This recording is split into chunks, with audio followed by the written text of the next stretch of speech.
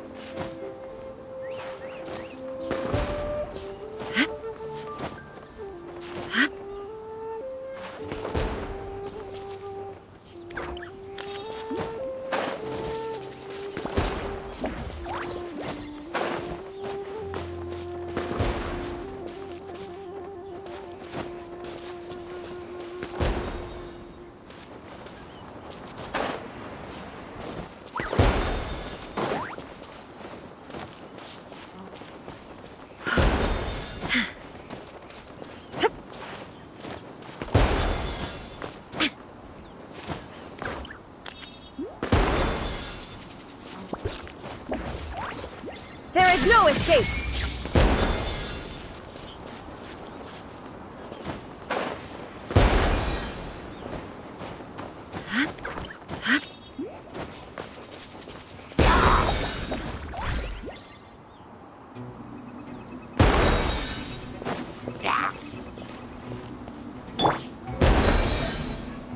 will have order.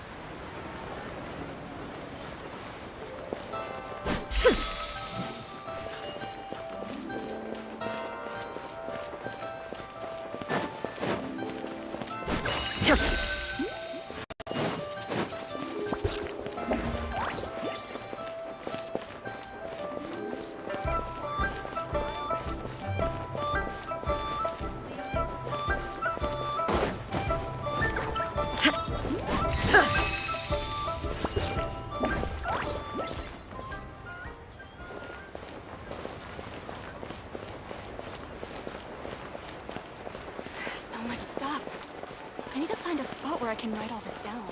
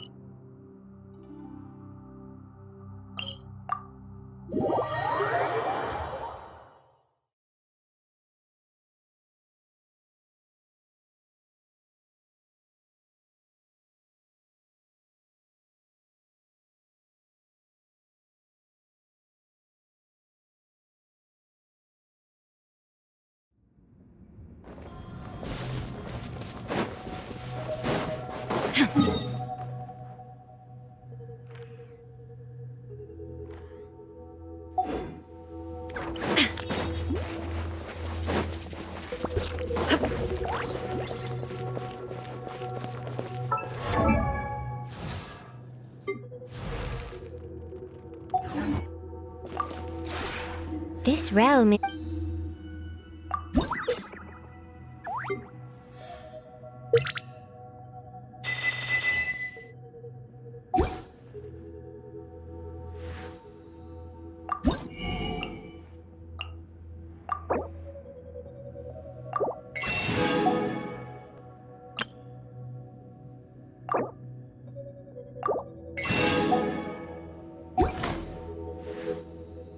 If you ever have.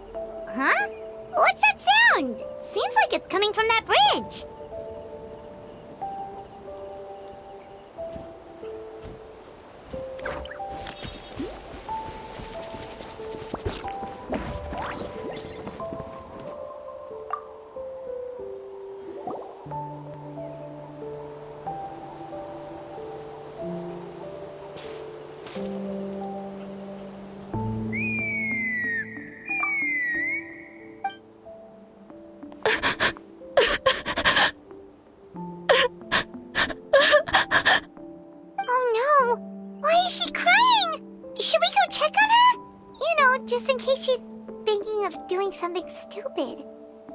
I'd leave her be. The warriors of the Flower Feather Clan are a proud bunch who never show their vulnerability in public, even if they've gone wingless. Oh, Chaska?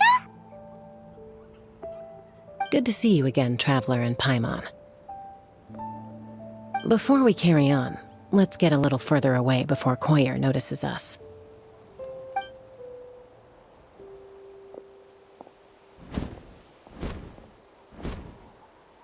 So, that girl on the bridge, Koyer, you said? Should she really be on her own right now? With the mental state she's in, it just seems risky. Don't worry. That's exactly why I'm here. Elder Alpa sent me to keep an eye on her. If she does attempt the unthinkable, I'll swoop in and catch her. I doubt it'll come to that, though. She's a fighter. A warrior, in fact. One who aimed for the sky. However despondent she might feel now, I'm confident she'll get through it. Well, in the Flower Feather Clan, there's an elite flying squad made up of Kukasaur riders. But it's an extremely selective squad. To become a rider, you need to undergo a trial where you not only demonstrate mastery of the relevant skills, but also win the approval of the Kukasaurs. Very few candidates make it through the process. Koyer has spent years training for her most recent attempt, but unfortunately she didn't pass. So it's not hard to see why she's so upset. Sometimes, after multiple failed attempts to pass the flying tests and win the Kukasaur's approval, people get so disheartened that they give up on their dream to soar the skies. They resolve to quit trying for good. We call those people the wingless. Do they get expelled from the tribe? What? No, of course not. They're still prized warriors. We have a saying, just as the Kukasaur treasures every feather on its body, so the tribe treasures each one of its children. This hits even harder in the wake of the war. All of our young warriors carry the future of our tribe on their shoulders. Besides, every Kukasaur falls from its nest before it learns to fly. It's practically a rite of passage. Likewise for the wingless, we always hold out hope that one day, when they're ready, they'll rekindle their dreams and keep trying. Until then, all we can do is quietly watch over them from a distance. Just like I'm doing now. Ah, okay. Paimon hopes she'll get back on her feet soon. Well, from the sound of her whistling, her confidence has been seriously shaken. No Kukasaur is going to respond to a call that sounds like that. Yeah, people from my tribe call to their Saurian companions by whistling or blowing a horn. So it sounds like Koyer was trying to summon a Kukasaur to practice her flying. But the Kukasaurs are an even prouder bunch than our warriors. They would never respond to a lackluster whistle like that. First she failed the trial, and now she's struggling to even summon a Kukasaur. That's only going to hurt her confidence further. And getting trapped in that vicious circle is the kind of thing that'll make people go wingless. Surely there must be something we can do to help. That's very kind of you. Koyer's flying skills are up to par, but mentally she's stuck in a rut. If she wants to return to the sky, she has to overcome that for herself. I'm going to lay low nearby, just in case she takes a turn for the worse. Let me give you a tour around the tribe once this is all over.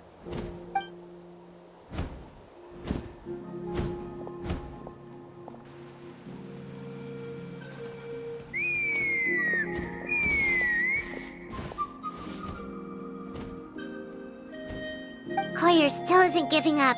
Even though Chaska said that she has to do this by herself, Paimon can't help feeling like maybe we can nudge her in the right direction.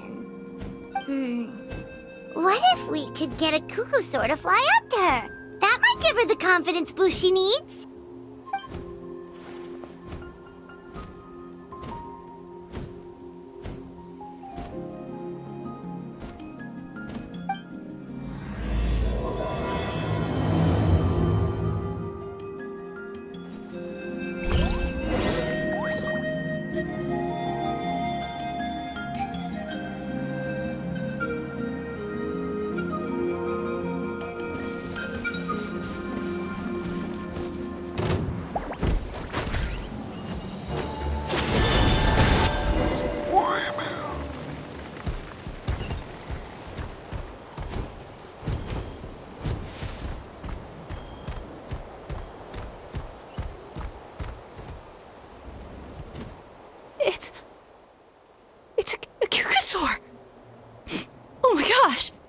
this really happening?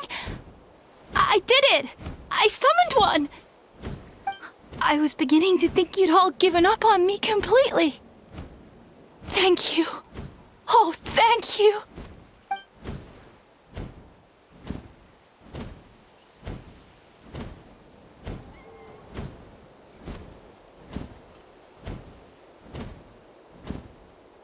Excuse me? Would you mind if we did some flying practice together? Right now? I think I know where I went wrong in the test now. I need to maintain a higher speed on my turns. So, I just gotta practice my bell tail slides and split S maneuvers.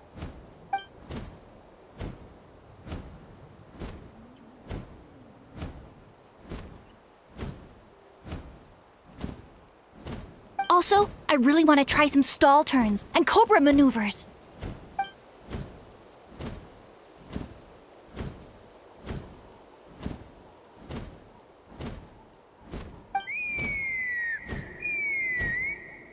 Huh? That sounded like a whistle. Is someone else trying to summon a Kukasaur?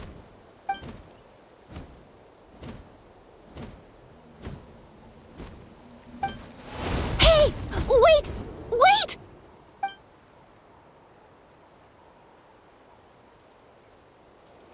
Do you think Koyer's feeling better now? Let's go back to that bridge and check.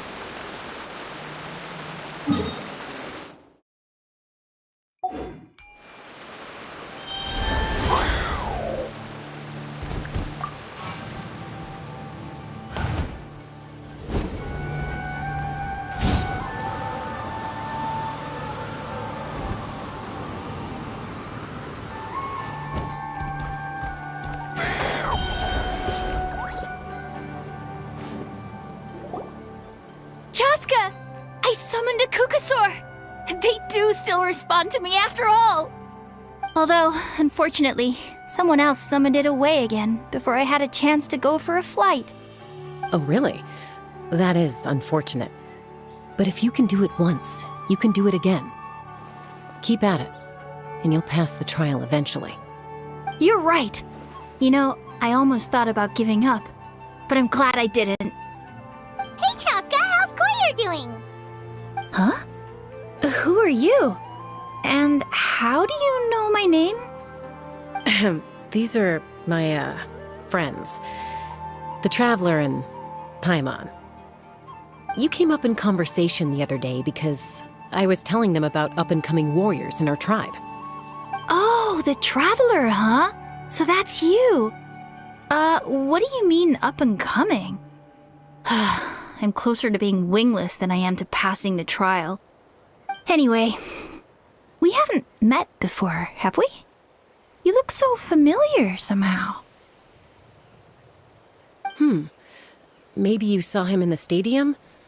Or anywhere, really. He's been all over Natlan lately, so it's not surprising that you've seen him around. If you say so.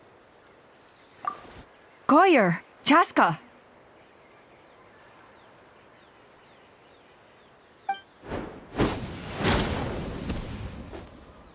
Here you are. I've been looking everywhere for you two. Oh, Elder Alpa! What's the matter? I thought I should tell you myself. We're going to redo the flying trials. Redo them? How come? This is so unexpected. And I can't believe you came out here just to tell us that in person. It's embarrassing to admit, but due to time constraints, we didn't do a proper inspection of the arena before the last round of trials began. Then we started to notice many candidates performing worse than expected. So we redid the inspection afterwards and found a number of issues which likely impacted candidate performance. This was entirely our mistake, and I apologize unreservedly. I know it doesn't make up for it, but I thought bringing you this message in person was the least I could do. Oh, okay. Chaska, these people you're with, are they the Traveler and Paimon? Huh? You've heard of us? I have indeed. Gathering intel is an essential part of being a warrior. Plus, you've already made quite a name for yourself in Natlan. Actually, I've been meaning to invite you to enjoy our tribe's hospitality for some time. Hospitality? Oh, that includes food, right? Of course it does. If you let us host you, you'll be treated quite lavishly. Mighty warriors are highly revered in our tribe. Besides, we still owe you for your help during the war. Without you, we would have suffered far worse at the hands of the Abyss. So I like the chance to show you our gratitude on behalf of the whole tribe. Mighty warriors, plural? So Paimon counts too? Paimon's starting to like you a lot. That should go without saying. Your flying skills are the envy of our tribe. The Flower Feather clan seems like a really nice bunch of people. We definitely need to take her up on this offer. Well, I'd love to stay, but I'm afraid I still have to inform the other candidates about the retrials. With our younger generation's future on the line, there's no time to lose. Wait, Elder Alpa! Let me help! The sooner everyone gets the news, the better! Very well. In that case, Chaska, could I leave you to entertain our guests? Sure thing. Okay. Let's meet by the Obsidian Totem Pole later. Collier, let's get going. Okay.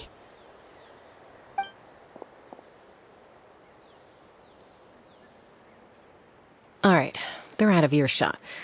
I'm just gonna come out and ask. That Kukasaur who responded to Koyer's call, that was your doing, wasn't it? I grew up with these creatures. I could tell something was off the second I saw it. His whole demeanor seemed less like a Kukasaur and more like, well, you. So I figure you must have been pulling the strings somehow. He looked very flustered when Koyer asked for a ride, so I whistled to give him a chance to escape. And judging by the look on your face, that was a welcome intervention, huh? It's all right. If you'd rather your hidden talents remain hidden, I respect that. I won't press you for answers, and I'll keep my speculations to myself. You're the kind of person I'd still trust even if you had superpowers. I know you'd use them for good. I think the ends justify the means in this case. She just lacked confidence, and you helped her resolve her internal conflict. If you hadn't intervened, I likely would have gotten my mom to help out instead.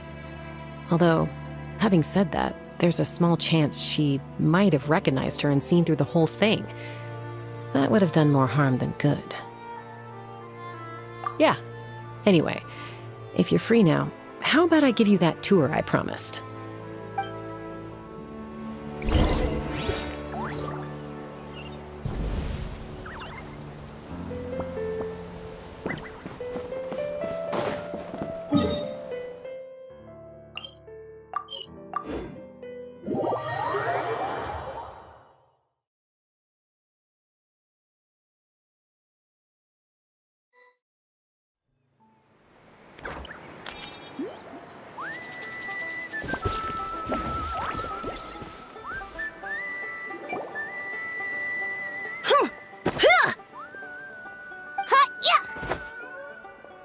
Ready?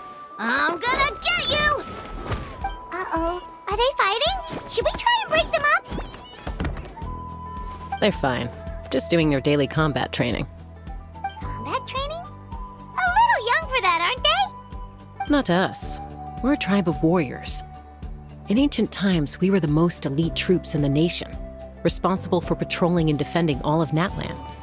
And even though times have changed, we've kept our martial spirit alive. Hey, is that Chaska? Jessica, you're back! Oh, can you come train with us? Now's not a good time, I'm afraid. I'm showing the Traveler and Paimon around. Maybe next time. The Traveler and Paimon? Wait, you mean that legendary warrior and legendary flying expert? Legendary? Yep, that's us, all right. Awesome. It's so cool that you can fly without having to ride a Kukusaur. Even Chaska could only do that for short distances. Mr. Traveler, can you teach me some cool sword tricks? Oh, Mr. Traveler! My family shop makes the best volcano cake! You gotta try it! Let's behave ourselves, everyone. These people are here as our guests. They're going to meet Elder Alpa in a few minutes anyway.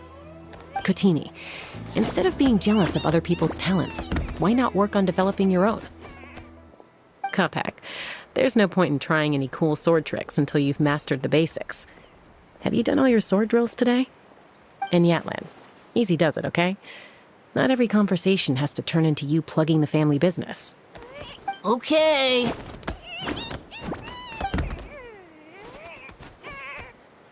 Sorry about those kids. They just got overexcited when they heard your name. Hope it didn't bother you too much.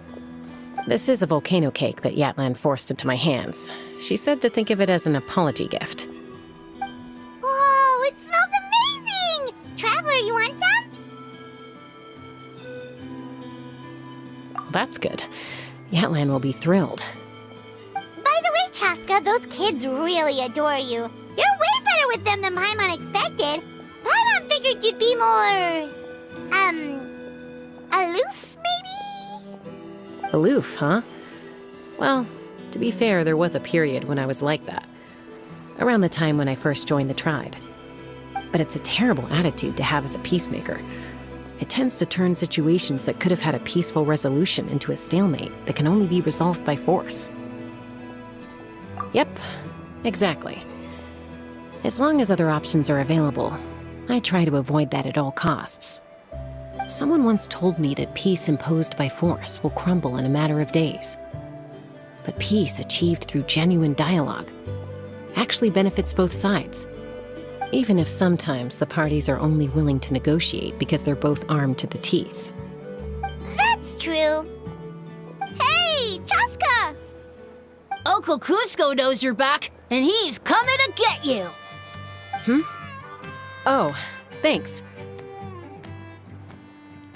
Traveler, Paimon, gotta dash. I'll meet you at the totem pole up ahead. You can't miss it. It sticks out like a sore thumb. Wait, are you running away? First rule of conflict resolution? Grab the fan and run before the you-know-what hits. Trust Chaska to make even running away sound cool. Sorry about this. Just stall him for me, okay? I'll explain everything later.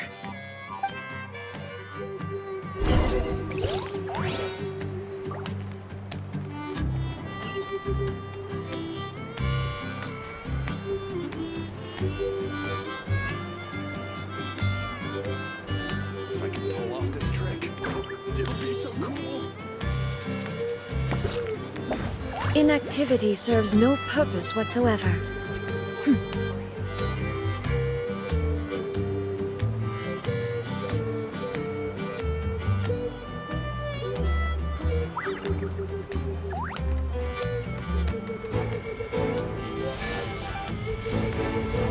If I can pull off this trick, it'll be so cool.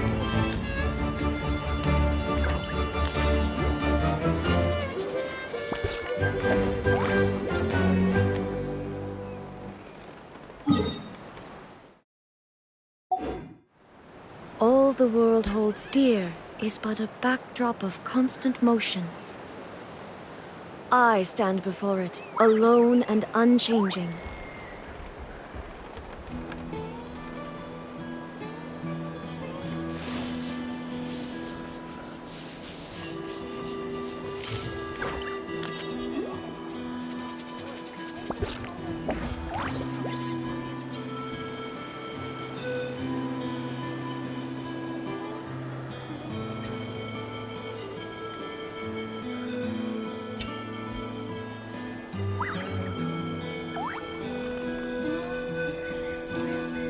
Inactivity serves no purpose whatsoever. If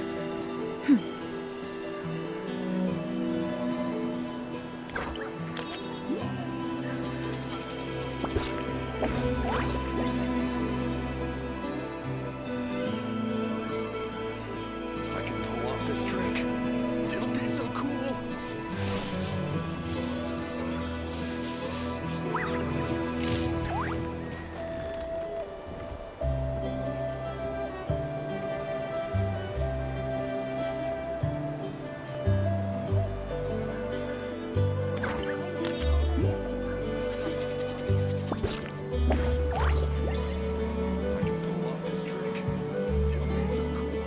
the world holds dear is but a backdrop of constant motion. I stand before it, alone and unchanging.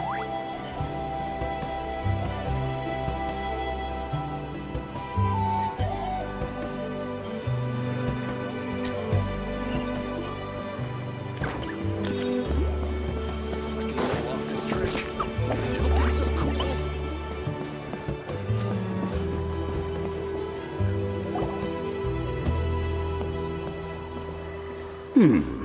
A golden-haired outlander and a white flying object. You must be the traveler in Paimon. I heard Chaska was with you, but I suppose she's run away again, has she? Sorry, who are you? Who am I? Only her father. She's supposed to go for a checkup every 3 months to see how her abyss condition is doing. We both agreed on it. But she's already missed 3 checkups this year. That's 3 out of 4.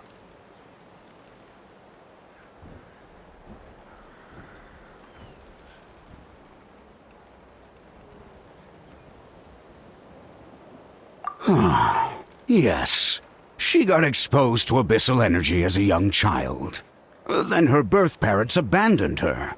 It's lucky those wild cuckoosaurs found her when they did, or she wouldn't have made it.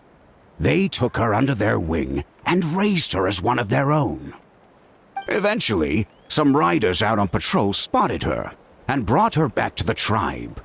But she was practically feral at that point.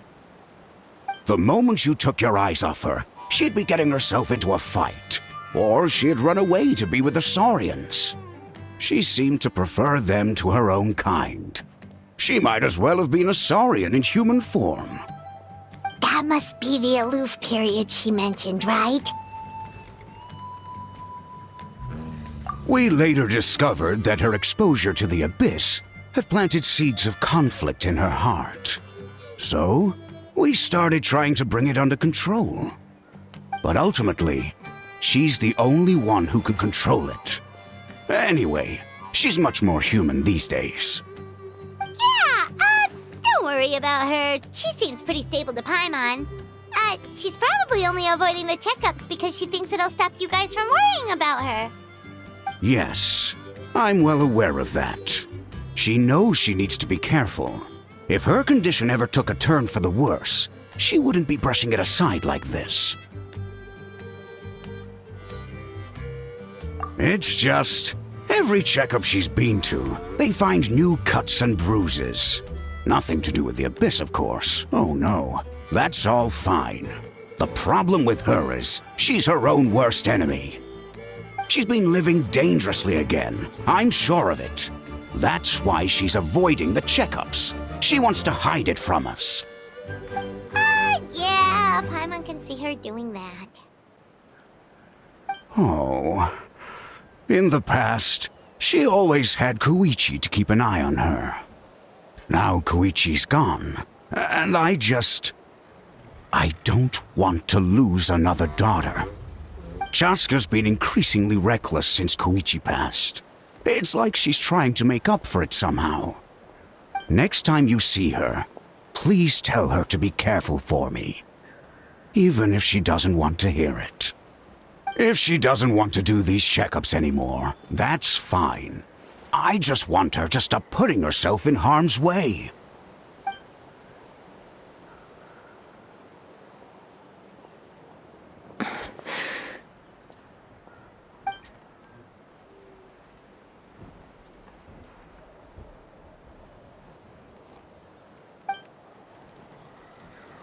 Whoa, where did the time go? We should be back up with Chaska before it gets any later. To get to the totem pole, we need to head north, right?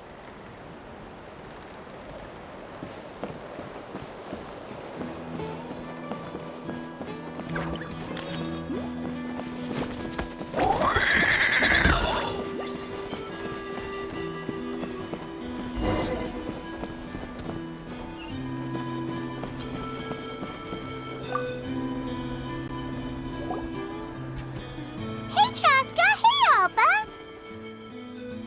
It's all right. I bet my dad talked your heads off, huh? What did he say?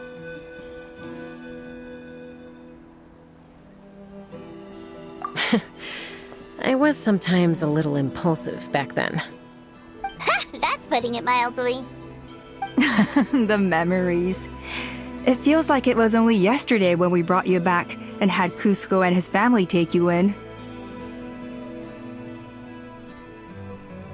Back then, no one imagined this feral child would grow up to be the strongest warrior of the Flower Feather clan. Huh? You were the one that brought Chaska back to the tribe? That's right. Elder Alpa was already a veteran rider by then. She spotted me while patrolling from the skies and tracked down my Kukasaur mom. Mom agreed it was time I tried to re-enter human society. But I didn't know the first thing about being civilized. I clashed with everyone who had to deal with me. And look at you now, renowned throughout the land as a peacemaker. How time flies. When the day comes that I can't fly anymore, it will be up to you to look after our tribe and our flying squad. You know me, though. I'm not a natural commander. I'm better off as a lone wolf on the front line. So stick it out at least a few more years, okay? Give Koyer and the others time to come into their own. Oh, stop. Wait, so isn't the leader just the strongest warrior in the tribe? At least Paimon figured that's how your tribe would work. Strength is certainly a core tenet in the Flower Feather clan. But strength means far more than martial prowess alone. If it all came down to individual strength, I'd struggle to call myself a warrior, let alone a member of the flying squad. Any fighter in the tribe could take me down. Well, sorry to disappoint you. It was something I aspired to at one point. So much so that I went adventuring in the Cinder City, Ochkanatlan, to try and prove myself. But it was foolish of me. I wasn't ready. I came back empty-handed and seriously injured. The fact that I survived was something, I suppose. But after that, I never seriously considered myself a strong fighter. And yet, you still managed to become the leader of the flying squad, thanks to your experience and determination. All while battling those old injuries. Don't you think that's a display of strength in its own right? Let's shelve this discussion for now. Traveler, Paimon, there are some simple refreshments on the table.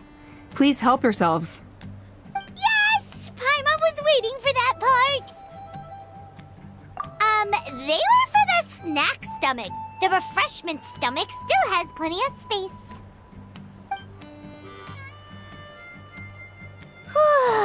Paimon is so full.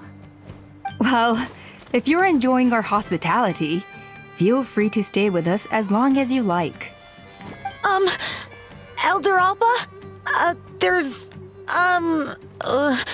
Something's come up.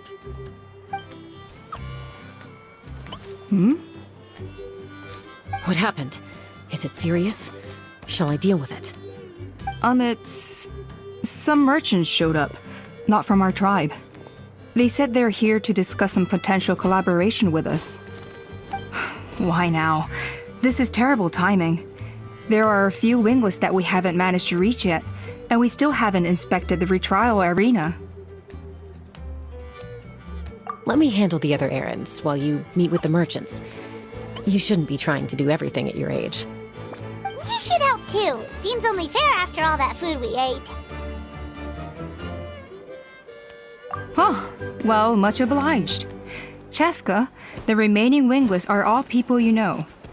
Let's see. Pishika now manages the floating target balloons. Waska's probably still addicted to eyes on the feathered prize, and Junon spends her days up on the flying platform, staring at the Cinder City. I'll leave you to tell them the news.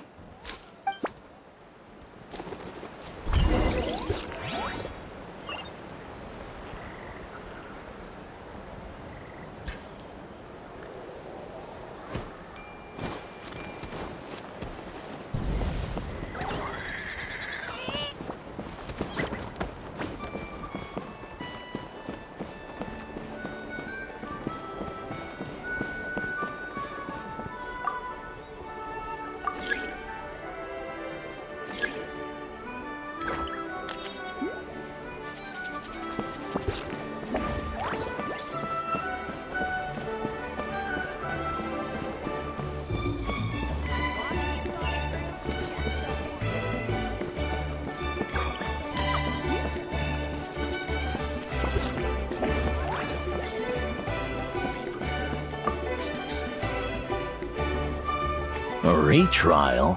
What's the point? I pretty much treat life like it's a game.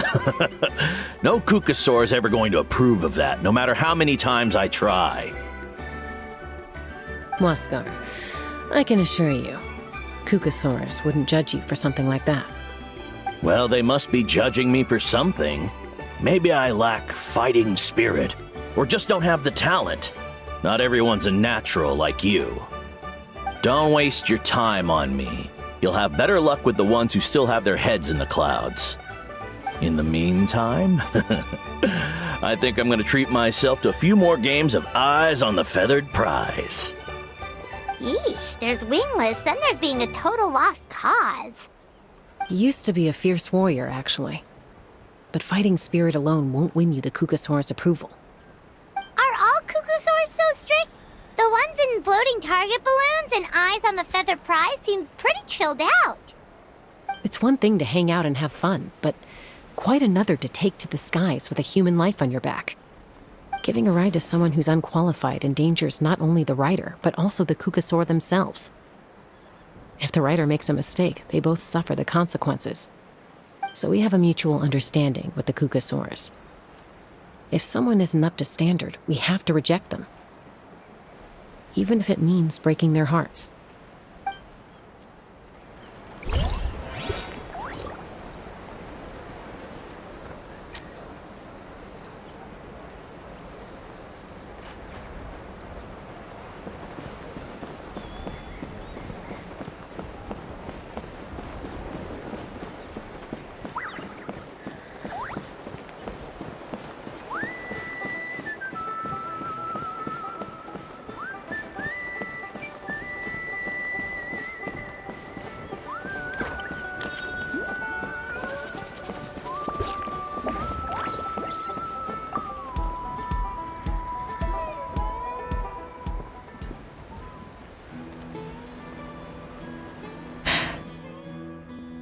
Hey, Junan. Gazing out at Ochkanatlan again, huh? Chaska? What are you doing here? Is something up? The flying squad is hosting retrials again soon. Wanna give it another try? Maybe you're forgetting the definition of wingless. I've failed so many times already that I've decided to call it quits for good. I'm done. Elder Alpa always goes out of her way to come and tell me when a new trial is coming up, and it's nice of her to think of me. But nothing's gonna change. I'm not going to suddenly pass just because they're holding another trial. They're making some big changes to the arena this time, so the flying experience should be smoother than before. Koyer's gonna try again. No, forget it. If I was genuinely good enough to make the squad, the location shouldn't affect my chances. A true rider can fly confidently whatever the conditions, like you and Elder Alpa. Shunan! They're redoing the... Huh? Chaska and the Traveler. You're already here. I guess they told you already then. Come on, let's go train together.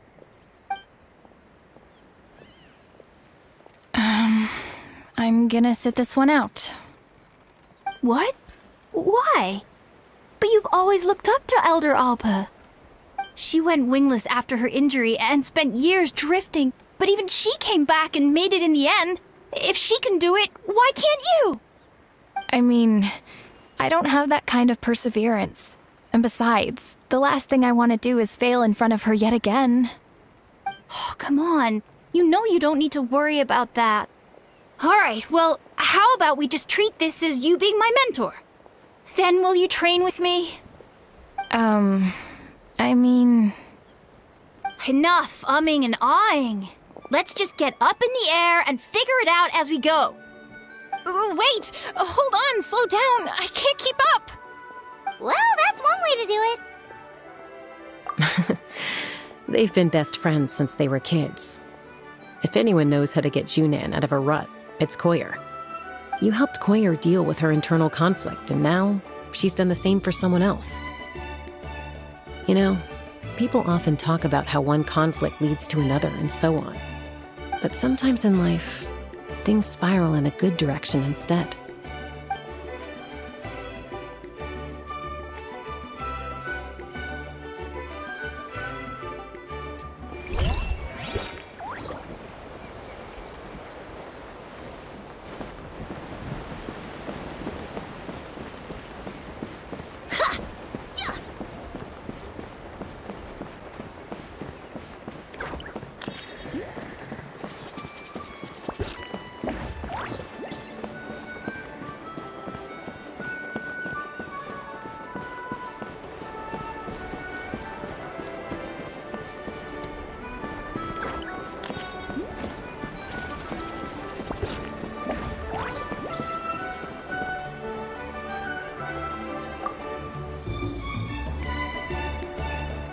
Are you sure you don't want to reconsider, Pashika? I appreciate it, boss. But honestly, I'm pretty happy with my life nowadays. Pashika, they're redoing the flying trials. Huh? Utoda? Ah, did Alpa send you? I was just telling Pashika the news, actually. The way things are with the tribe these days? I mean, you don't need me to tell you. This here is no future for a seasoned warrior like you. Ah, come on, boss.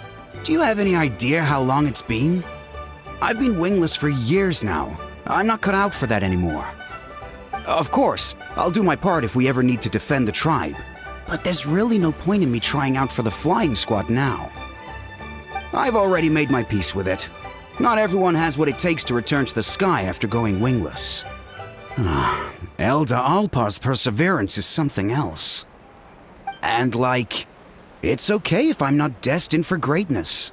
I might not have the Kukasaur's approval, but with my hot air balloons, I can still reach the skies. Handling these balloons every day, seeing how the customers react, the looks on their faces, that's enough for me. Finding something you love doing can be just as hard as passing the flying trial. It's worth holding on to. Fair enough. It's your choice. I won't force you. Oh, by the way, you should try taking a balloon ride if you've got the time. Once you've been up there for yourself, you'll see why I love it so much.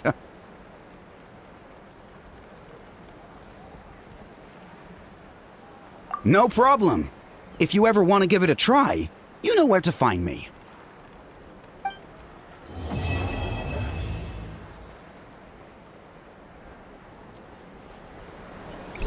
We've notified all the wingless on the list now, right? Where to next? The trial arena. It's not far from the tribe. Ah.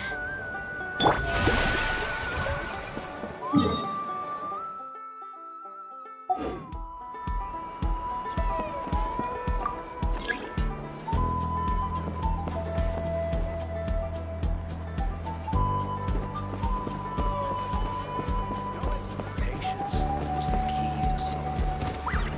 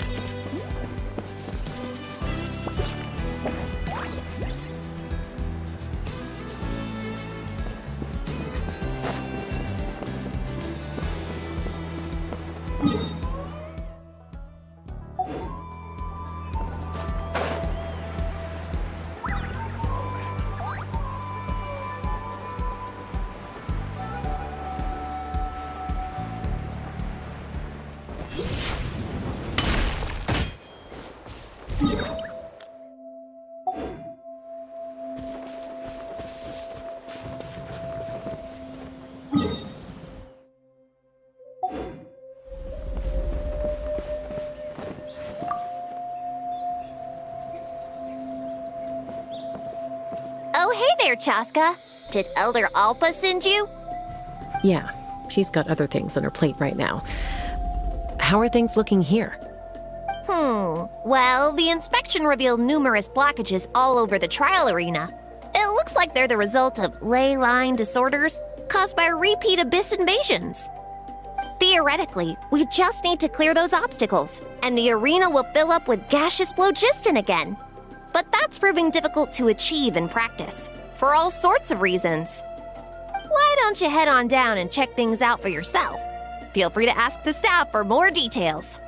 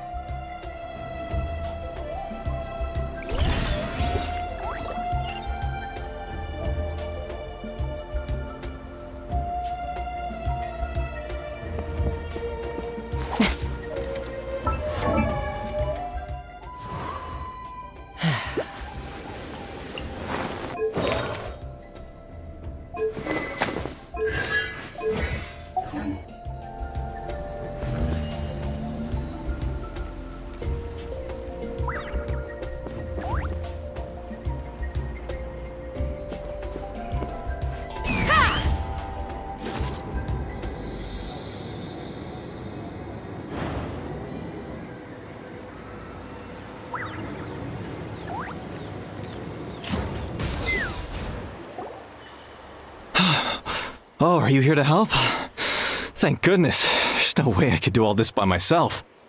So the blockage here has to be cleared using a special bomb, but carrying explosives up that steep slope would be a recipe for disaster. If I dropped it or slipped and fell, I'd be blown to bits in an instant. So, my plan was to transport the bomb to the other side, then send it over in a hot air balloon. All I need now is for someone else to strike the balloon at the right moment, dropping the payload right on top of the spout, and problem solved. What do you think? Simple enough, right? Huh? Oh, that one. No, I've got no idea who that belongs to. Or how they got it up so high. I just wish I could fly up there and check out what kind of tech they're using. Ah, well. Getting the trial arena back in order is more important. I'll head over and set up now. Let me know when you're ready.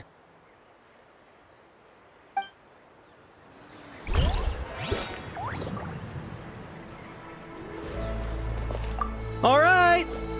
Get ready! All right! Get ready!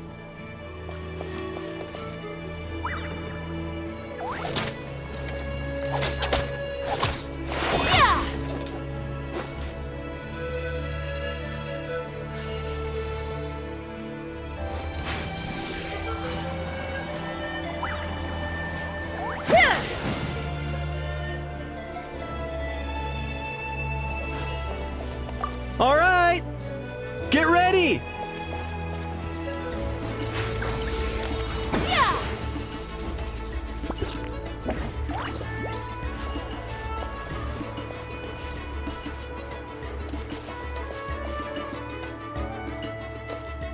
All right! Get ready!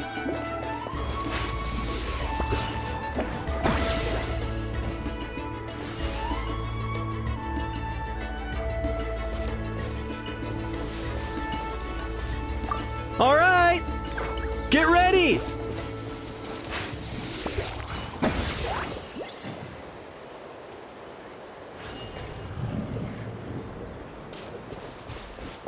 All right! Get ready!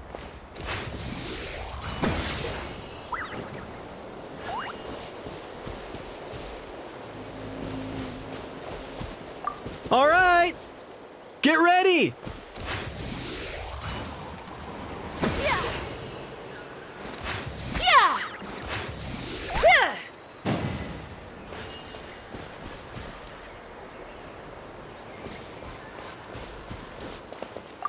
All right! Get ready!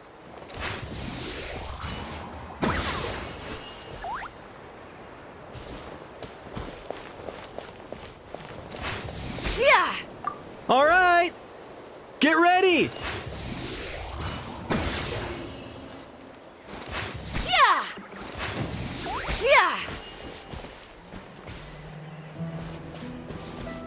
All right! Get ready!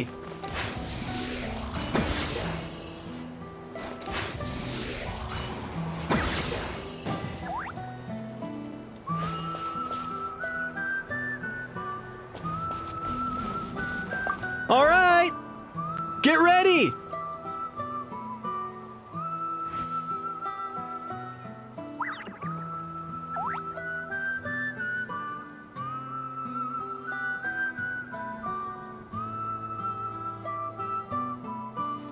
All right!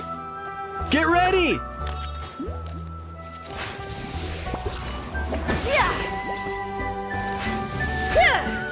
All right! Get ready!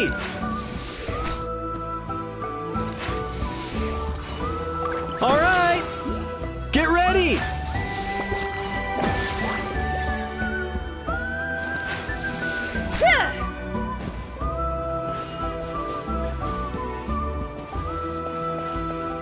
All right! Get ready! All right! Get ready!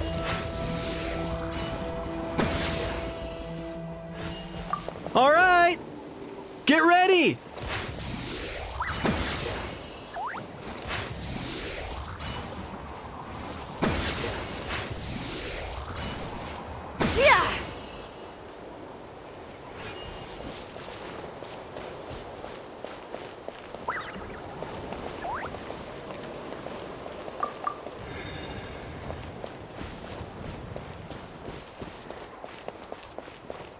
All right! Get ready!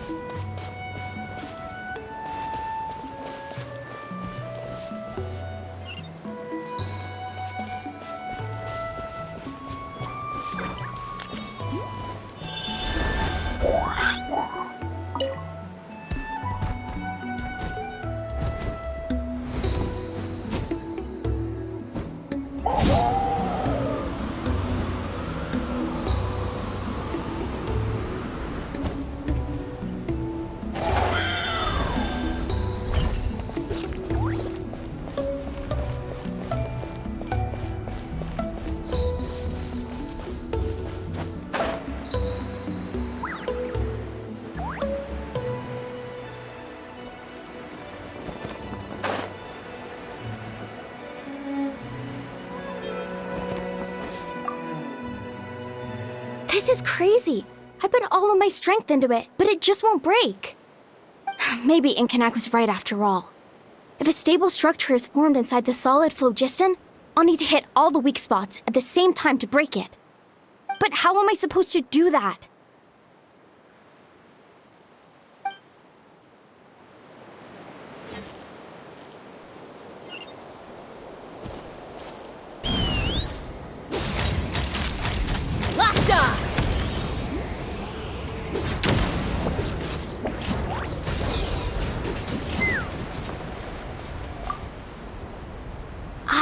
So that's how you do it. Amazing!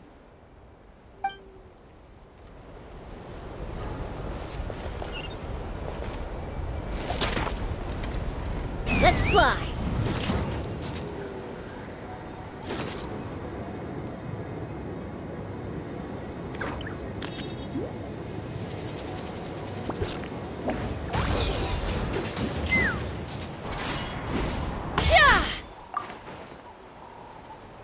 How strange. Why is there so much solid phlogiston here? Well, could be from the Children of Echoes.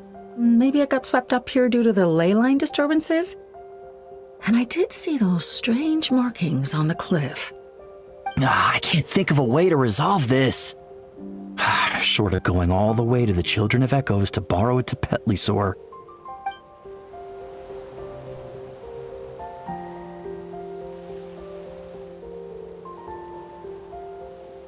How strange. Why is there so much solid phlogiston here? Well, could be from the it got swept up disturbances. And I did see those strange markings on the cliff. I can't think of a way to resolve this. Short of going all the way to the Children of Echoes to borrow it to Petlisaur.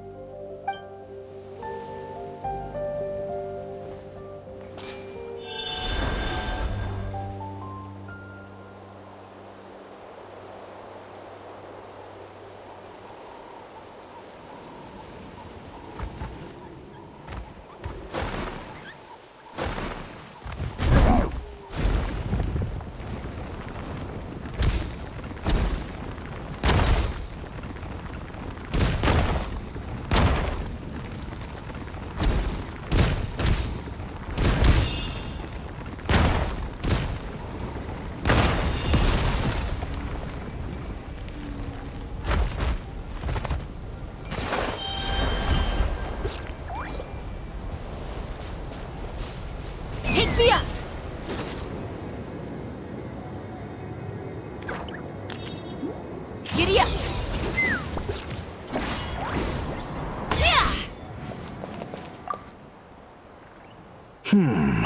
I think it should be possible to clear this spot with just a few hard hits. But there are signs of strange life in here. Meddling with it might be dangerous.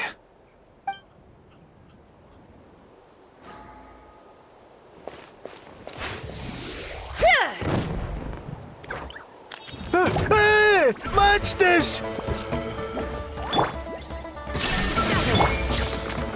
Solidify! The show begins!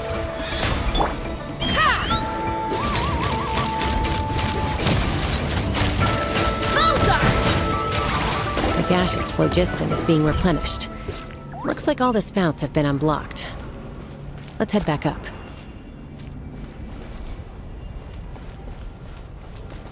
Rise with the sun!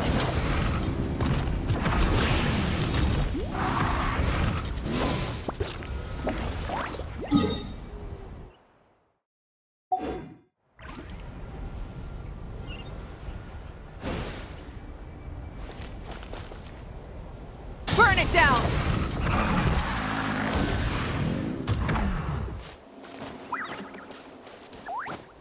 Hip. Hup. Hip. Wow, you took care of everything in no time at all. Incredible work! Now we just have to wait until the gaseous phlogiston is fully replenished. Then we can kick off the retrials. Actually, Inkanak, I'd like to do a test flight first, just to make sure we're not missing anything. Could you arrange that for me? Huh? But you only just finished getting the arena ready. There could still be other hazards we're unaware of. All the more reason to have me test it out. Think of it as another inspection. I guess you're right. With your flying skills, you won't be in any serious danger, even if there are hazards we overlooked. The conditions in this area seem a little unstable, but a test flight is the only way to catch any lingering issues. All right, I'll get things set up for you. Just let me know when you're ready.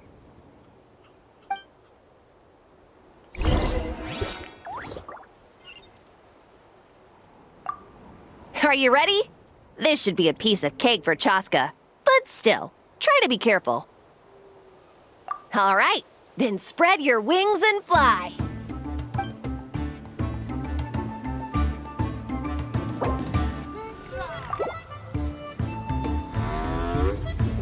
Let's fly.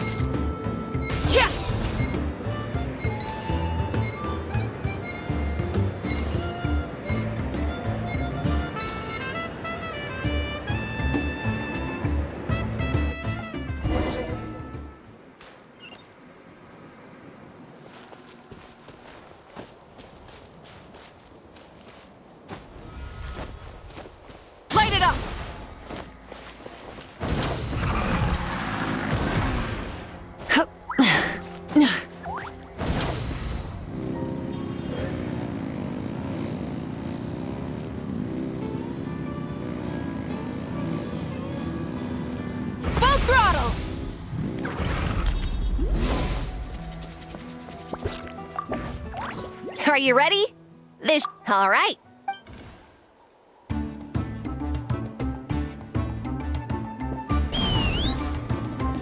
Giddy up!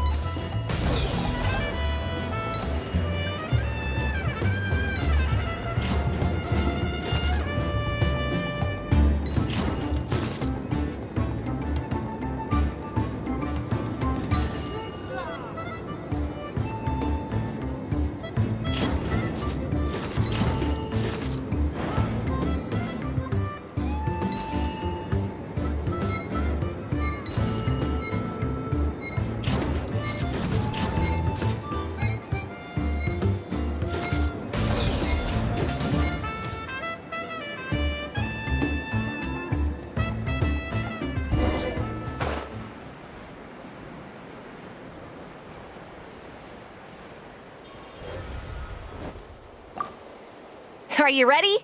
This should be a piece of cake for Chaska. But still, try to be careful. All right, then spread your wings and fly.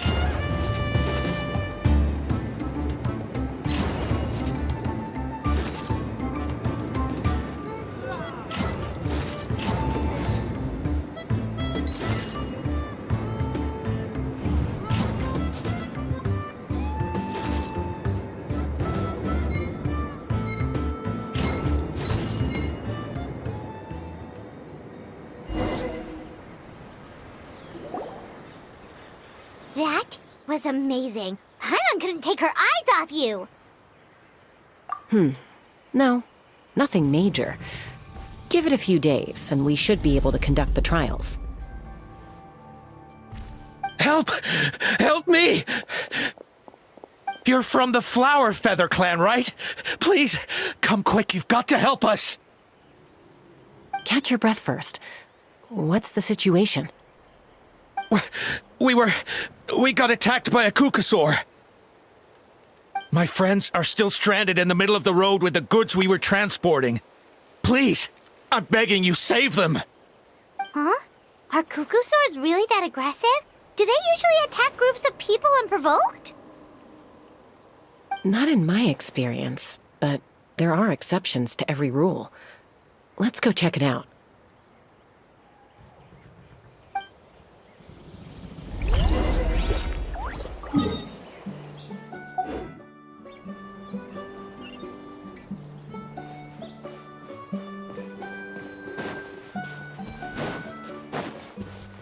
Ouch!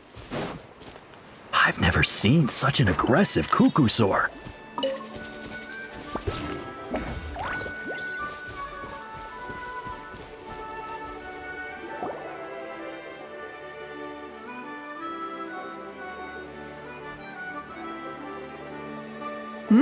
Chaska? Traveler? This is a surprise. Elder Alpa? Huh. So, where's this aggressive cuckoosaur we've heard about? Already flew away. Looks like it backed off once it realized that reinforcements were coming. So why do you think it attacked these people in the first place? Was it after the food? No. These merchants are even transporting food. Ah! Thank goodness! The phlogiston wings are intact! Phlogiston wings. Thank you so much for coming to our rescue. These phlogiston wings are our most prized goods. If anything happened to them, it would ruin us. Wait a minute. Are you the merchants that were looking to collaborate with us? Wormy told me about you. Yeah, that's us. So I take it you're Elder Alpa? I am. You must be exhausted from your journey, not to mention shaking up from the attack. Let me bring you back to our tribe to rest. We can talk business after you've recovered. But Elder Alpa, what about the cuckoosaur attack? Well, our guests here weren't seriously injured, and their goods are intact. Perhaps that cuckoosaur was just having a bad day. There are so many of them around here. You'd expect something like this every once in a while. I don't think we need to pursue it any further. More importantly, how are the preparations for the flying trials going? Is everything in order over at the arena? Huh? Did you say flying trials? What a coincidence! Sounds like a perfect use case for our phlogiston wings. You'll be pleasantly surprised by what they can do. Oh, really? Now I'm intrigued. Well then, let's forget all about this cuckoosaur attack for now. We have some serious business to discuss.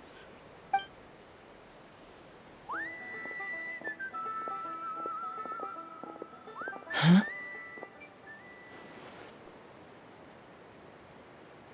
So that's it? That all went smoother than expected. Well, guess we'd better get going. Huh? Chaska?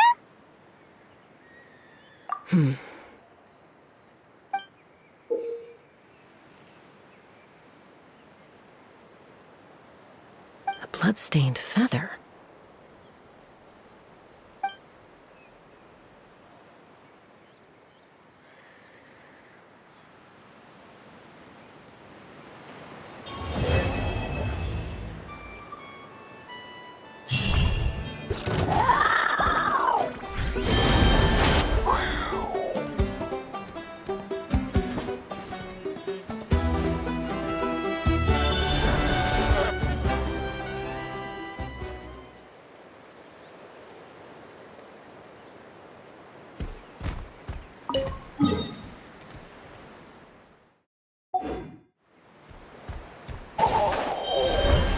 The Flower Feather Clan should be about ready to hold the new flying trials by now.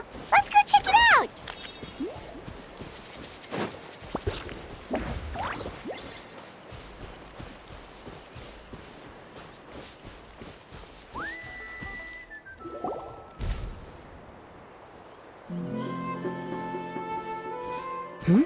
Ah, Traveler and Paimon. You came. Yep, and it looks like we made it just in time! Although, can't say the same for the cuckoosaurs. Bit of a low turnout, huh? Yeah, you'll see why soon enough. All right, get ready. 3, 2, 1, fly!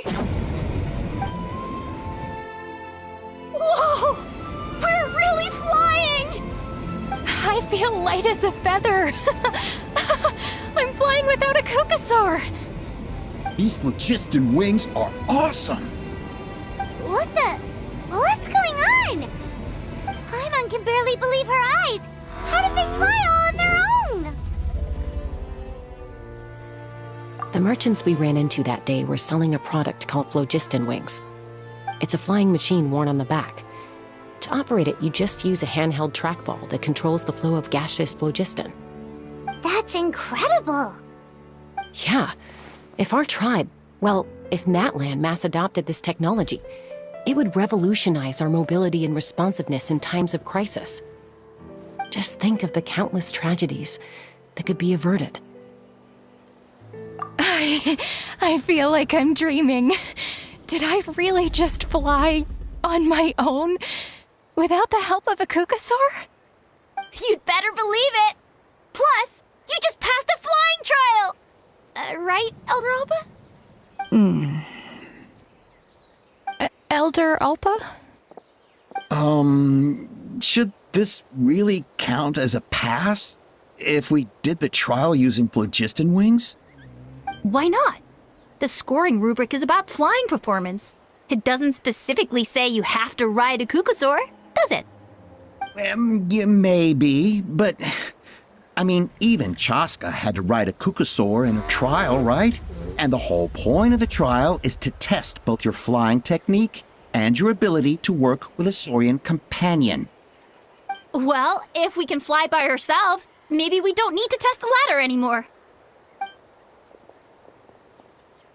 Chaska, Traveler, what are your thoughts on this new invention?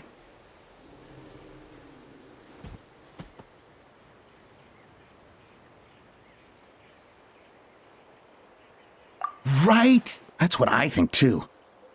I agree that they have strategic value, but I don't think it makes any sense to evaluate candidates by the current testing standards if they're using phlogiston wings. Why? Shunan finally mustered the courage to go through with this, and now you're saying it doesn't count? We don't have any experience using these wings in battle, nor is it immediately obvious how to incorporate them into the existing systems in our tribe. Taking a longer-term perspective, I think we need to start by getting thoroughly acquainted with how these things work. Then we can develop a new trial format with new assessment criteria, tailored to candidates using the phlogiston wings. You all raise valid points.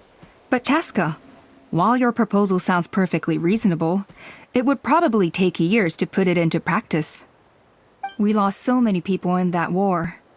These phlogiston wings could be exactly what we need to strengthen our forces and boost morale in this trying time. And as for real-world battle experience, there will be plenty of opportunities to gain that. I have high hopes for you, Junon. Huh? Hey, stop staring into space! Say thank you! Oh, thank you. Thank you, Elder Alpa. You have nothing to thank me for. Remember, the way you got your wings back was by relying on yourself. Oh, Elder Alpa! Bad news! Kukasaurs are attacking the merchants again! Again? Okay, everyone, stay put while I... Huh? Chaska?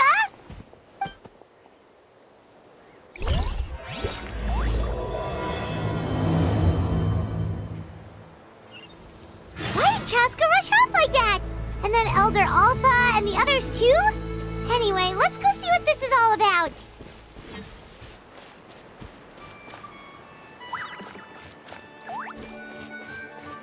Burn it down!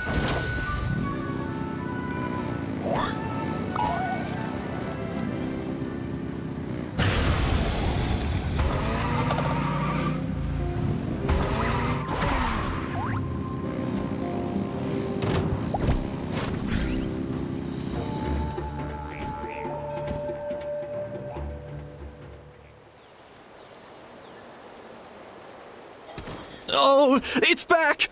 It found us again! Run! Get out of here!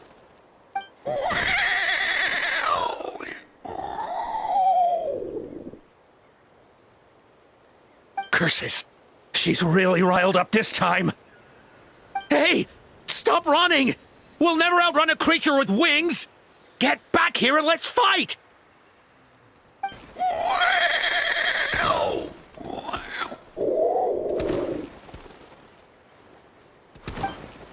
Stop! All of you! Chaska! Oh, wonderful! Quick, get rid of that thing!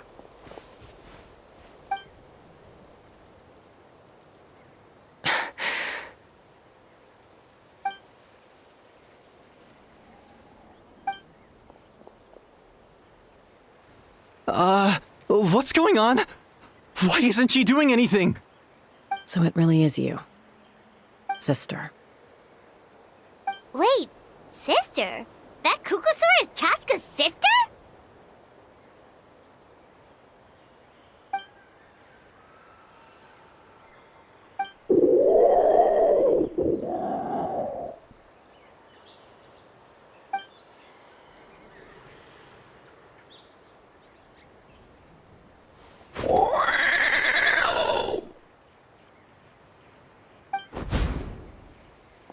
Koya, wait!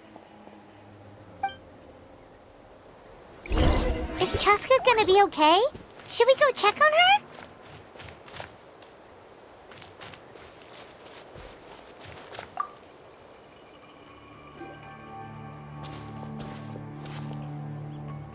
Chaska, are you okay? I'm fine. Sorry for making you worry. No point. She's an expert at hiding her tracks. Once she's shaken you off, you'll never catch up to her. At least, I always used to lose to her at hide-and-seek when we were kids. Well, yeah. You know I was raised by Kukusaurs. Anyway, she and I grew up in the nest together. Her name's Koya, and she's my big sister. We played together all the time, chasing each other through treetops or mountaintops. It felt like it would go on that way forever. Until the day I was sent back to live with the humans. Not all Kukusaurs are friendly towards people. Koya, for instance, she's fine with me because we grew up around each other, but she's not fond of other humans. When Mom decided to send me away, Koya strongly protested, and after I left, she became more and more reluctant to interact with humans. Maybe she thinks that humans stole you away from her. It's a possibility, but in any case, we still stayed best friends at first. I had a hard time adjusting to life in the tribe, so whenever something went wrong, I'd run off into the wild and vent to Koya. Ah, so that's what Uncle Cusco was talking about. He said you seemed to prefer hanging out with Saurians to your own kind back then. Yeah, I did. But then, gradually, everything changed. With a new mom and dad, a new tribe, and Koichi, I started getting curious about these humans and made an effort to understand their behavior. The more time I spent with them, the less I spent with Koya. And then, one day, it was Koya's turn to leave the nest. She sought me out and asked if I was willing to leave the tribe and go live in the wilderness with her. As far as I can remember, that was the first time she ever approached a human settlement on purpose. So, how did you answer her? Well, I wouldn't be standing here talking to you if I'd said yes. No, I was torn. On the one hand, I'd already made up my mind to embrace my new family and accept my human identity. But I also knew that Koya wasn't a fan of humans, and I didn't want to disappoint her. She took my hesitation as an answer.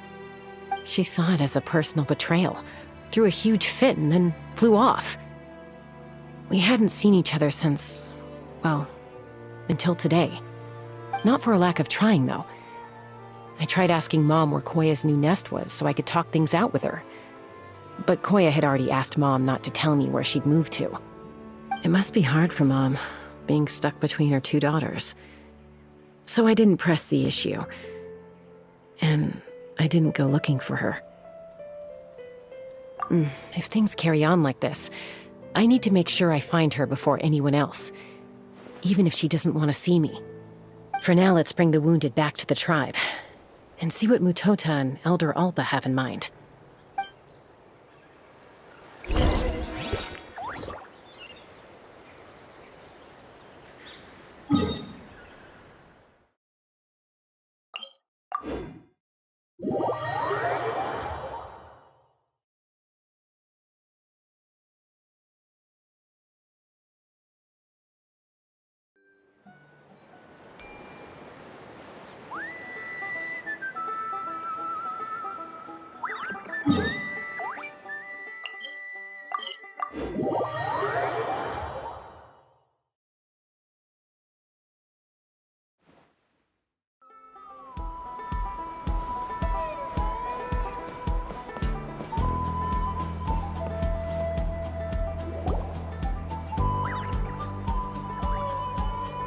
So, I hear there's been another Kukasaur attack. Ha! I knew it! They're wild animals, and they can't be trusted. Hey, show a little respect. The Kukasaurs are our partners. Maybe in the flying squad, but they don't give a hoot about the rest of us. Well, now that we have the phlogiston wings, do we even need the Kukasaurs anymore? Are you kidding? How are we supposed to protect our tribe without them? I didn't mean it like that. Huh? Protect our tribe? Or are you just scared that your precious flying squad will lose its prestigious position? You take that back! Things are changing so quickly. Chaska, there's a conflict emerging there. Aren't you going to nip it in the bud? The whole tribe's talking about this now. Breaking up a single fight won't solve anything. The real source of conflict here is the phlogiston wings, and what happened with Koya. On any other day, people would just brush this attack aside. After all, clashes between wild Kukasaurs and humans are no more common than those between people. But now that the phlogiston wings have entered the equation, it's sparked a debate over whether our tribe needs the Kukasaurs at all. I worry that we risk repeating the mistakes of the Cinder City. Back then, Lord Ochkon's hatred of the Saurians nearly destroyed the peace forged by the Pyro Archon. Chaska, to prevent things from deteriorating further, I'd like to task you with restoring peace to the tribe. I will. Traveler, you've already done so much for Natlan, and the Flower Feather clan has no right to ask more of you. But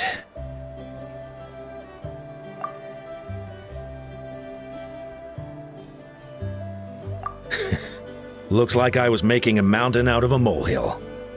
And don't forget about Paimon. Just leave this to us. This whole situation has unfolded so quickly that it's put us on a back foot. To tell the truth, it makes me a little suspicious. You think someone might have orchestrated all this? It's possible. Leave it with me. I'll look into it.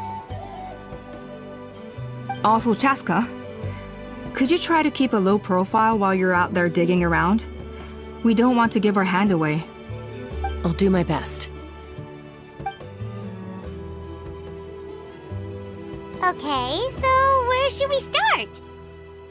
This all began with Koya's attacks. If we can find out what led her to do it, that should give us something to work with.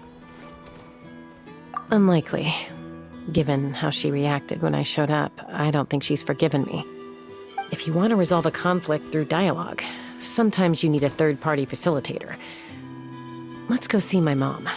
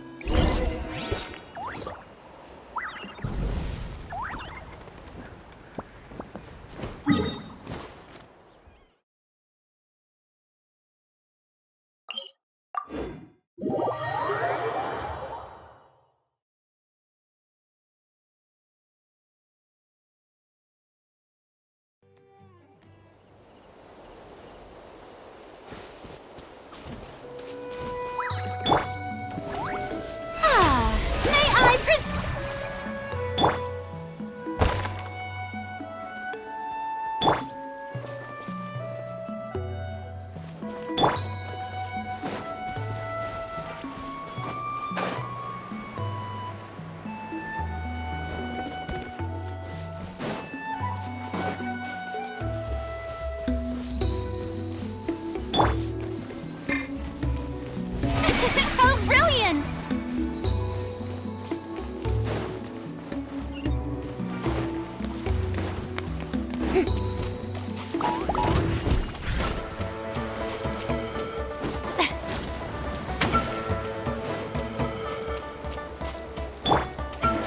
Rise with the sun! Try and stop me!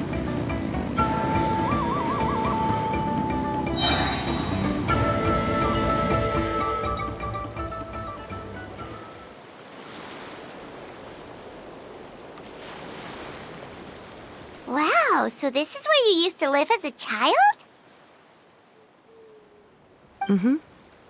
When I was little, We used to do this thing where I'd jump from the top of this tree, and Koya would fly over from the platform and catch me in midair. Or sometimes we'd both fly from the treetop together, and then after some aerial maneuvering, she'd throw me up onto that platform. After we got a bit older, we went to the nearby shores looking for even greater heights. Stop! You're gonna give Paimon a heart attack! Oh, really? I just thought it made a fun story. Then I'll share more with you when there's time. Anyway, back to the matter at hand.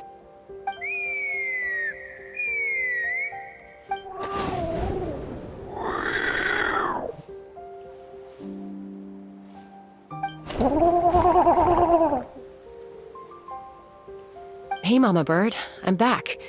My last visit was only a week ago, wasn't it? See? I visit you more than I visit Papa Cusco. I brought a couple of friends with me. These are the Traveler and Paimon. Traveler, Paimon, this is my mom. Her name is Chimpu. In the human tongue, anyway.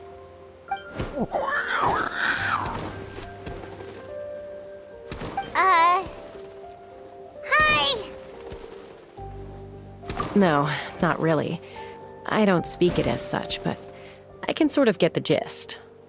Although only with Mom and Koya, since I spent my formative years with them. Even then, it's basically a best guess based on their sounds, body language, and expressions. Seems to work about 9 times out of 10, anyway. As for whether Mom understands me, I can't always tell.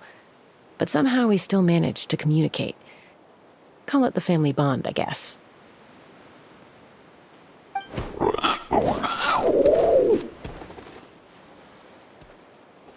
Don't worry. I'm doing well, but I think Koya might be in some trouble.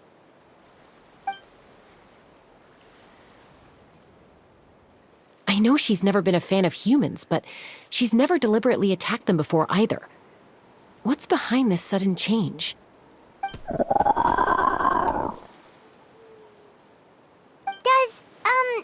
Auntie Chimpu know anything? Doesn't look like it. Koya hasn't visited her in a long time.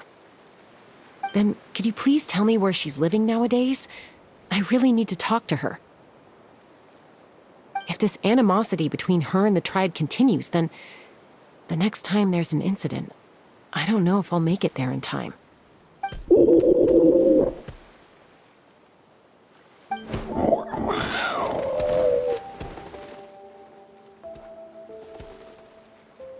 She said she'll take us there. Thank you, Mom.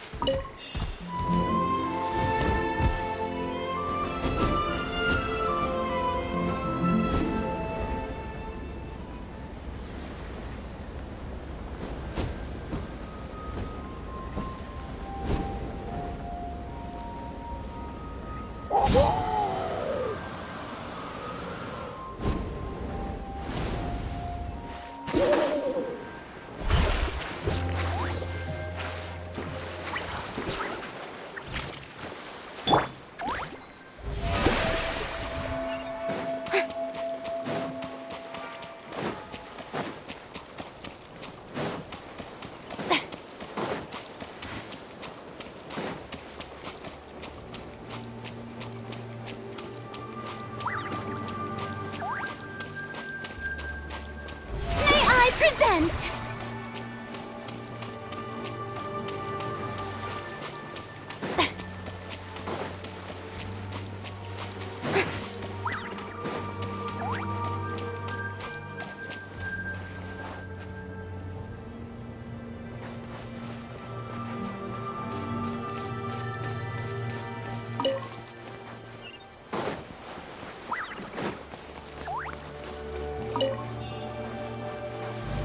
How brilliant!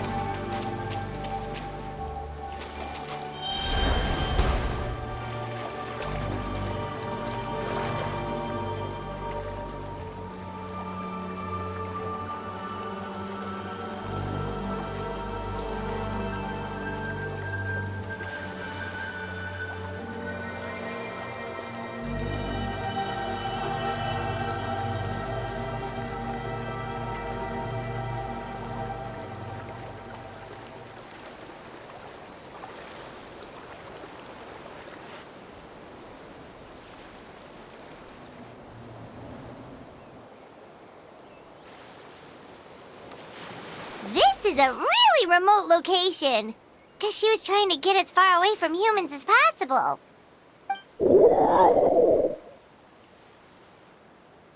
We stay here? Okay. Got it. Traveler, Paimon. Mom says we should stay out of sight for now. She'll talk to Koya first. Koya is very hostile toward humans right now. So if we show up unannounced, it might just make things worse.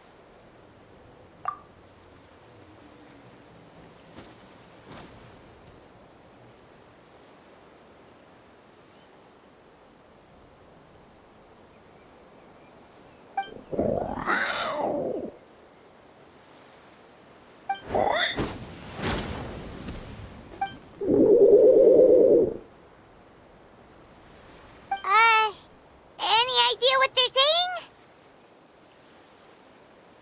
saying? Sounds like things are more complicated than I imagined. There's evidence in this area suggesting that Koya might have been the victim of a human attack.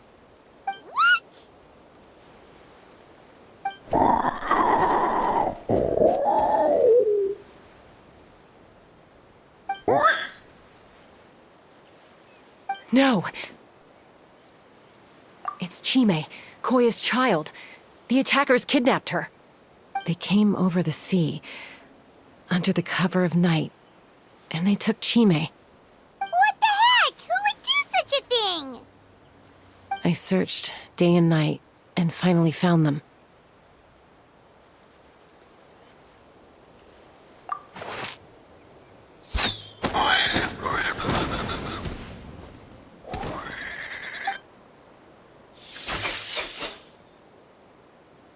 Oh, yeah! Tafal's contraption is working like a charm! Got her in one! Hey, there's another one! Wait, is that the one that got away last time? Who cares? Just get them all! T'Pol pays us per catch.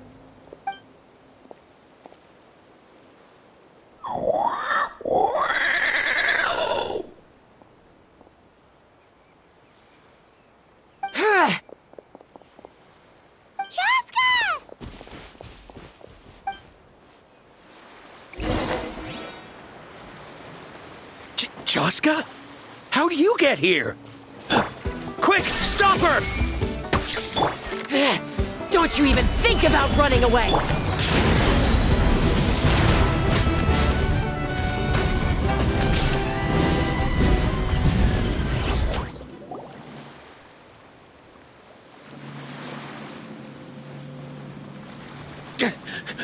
Don't come any closer, or I'll... Go, Phlogiston Wings! Take me out of here! Uh-oh, looks like it malfunctioned. This is bad. Mom and Koya are already injured. And if that thing explodes right next to them... Help! Elemental energy suppresses it! Please, someone! Get back!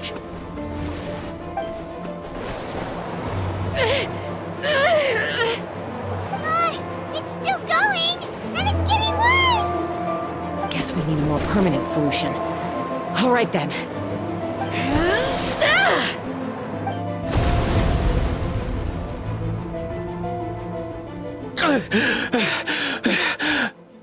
That was too close. I thought I was gonna die.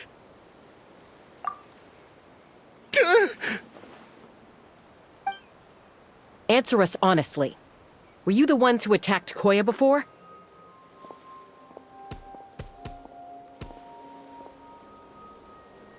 I am... No, it was...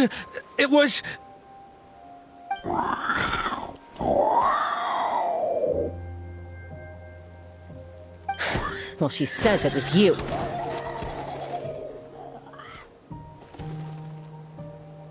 Just tell me, who sent you here? It was to Paul. He told us to catch all the wild Kukasaurs we can find. And he also said that this Kukasaur has become a thorn in his side, so it needs dealing with urgently. To Paul? Huh. Sounds familiar. But where from? Well, he tends to send his orders in writing. He pretty much never communicates with us in person. When he does, he wears a mask to hide his face. And whenever we trade Kukasaurs for phlogiston wings, we deal with his henchmen. So you didn't even make those wings? All we did was slap some labels on them and transport them over here, to make them look like they're imported. To make it harder to trace their origins. I don't know, honest! Well, that's mighty convenient, huh? What about if I held a gun to your head? Would that change your answer? No need.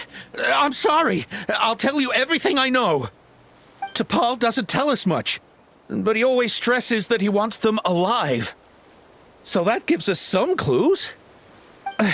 This is just a best guess, of course, but we suspect that the gaseous phlogiston stored in the trackballs is drawn directly from the Kukasaurs. What?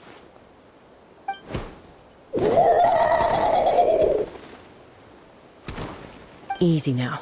You're still injured. Hey, keep talking. Yes, ma'am. So, the gaseous phlogiston has to be highly refined in order to power the phlogiston wings. The slightest imperfection can have disastrous consequences, as you just witnessed. But the Kukasaurs have a natural ability to process gaseous phlogiston. So, if you use them as an intermediary, then...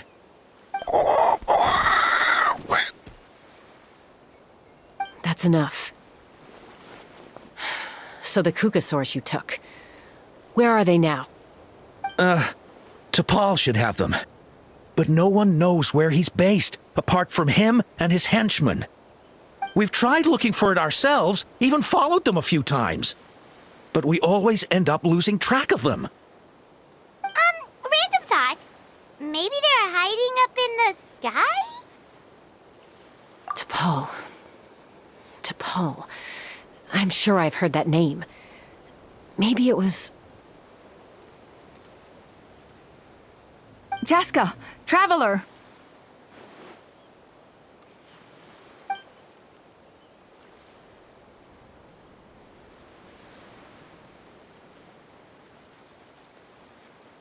That voice!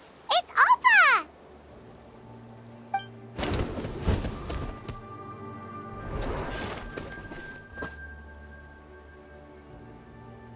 Elder Alba? What brings you all the way out here? Well, I was patrolling nearby when I heard the sound of an explosion. What's going on?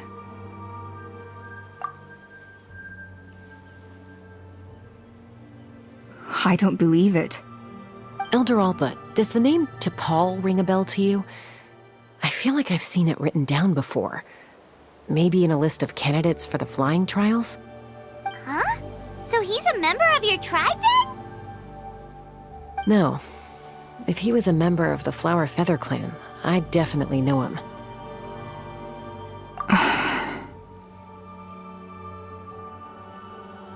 Now that you mention it, I do remember a young man from outside our tribe who came to participate in our flying trials once. You were away on a mission at the time, which is probably why you don't remember him. He was a craftsman from the Children of Echoes, but he'd always dreamed of soaring the skies, so he wanted to join our flying squad. The Children of Echoes? That's rare.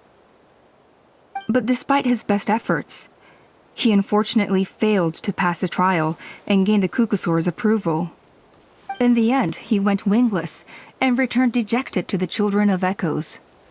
Wingless, huh? Maybe he invented the phlogiston wings to get revenge on the cuckoosaurs. Perhaps. Or maybe it's simply his way of dealing with his regrets over his past flying endeavors. Either way, it doesn't excuse his abuse of the cuckoosaurs. I'm gonna take these guys back and expose the truth to the tribe. It's time for this conflict to end. Easy, Chaska. Remember what I said about keeping a low profile? The ringleader still hasn't shown himself, and this man's allegation about powering the phlogiston wings with cuckoosaurs is only speculation. Bringing these men to the tribe now won't win over any current supporters of the phlogiston wings. In fact, it may even escalate the conflict further. After all, many are mistrustful of the cuckoosaurs after recent events. Is that why T'Pol waited until now to try to capture my sister? I don't know. I mean, he did tell us to spread negative rumors about the cuckoosaurs and slip some mora to anyone opposed to them, but... But Koya only attacked humans because they stole her child! Nevertheless, we will be hard-pressed to change people's minds while emotions are running high. Unless we have irrefutable evidence. Bravo! My thoughts exactly. In the meantime, leave these men with me. I'll escort them back to the tribe. I'll take the other members of their crew into custody too. They won't get another chance to stir up trouble. Fair enough. I guess finding T'Pol is gonna be the key to resolving this conflict. Let's hope the Children of Echoes have some info on him.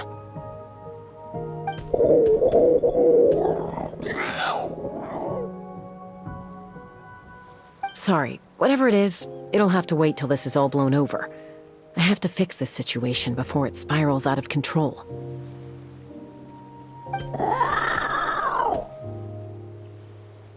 Mom, Sis, rest up and get well soon. I gotta fly.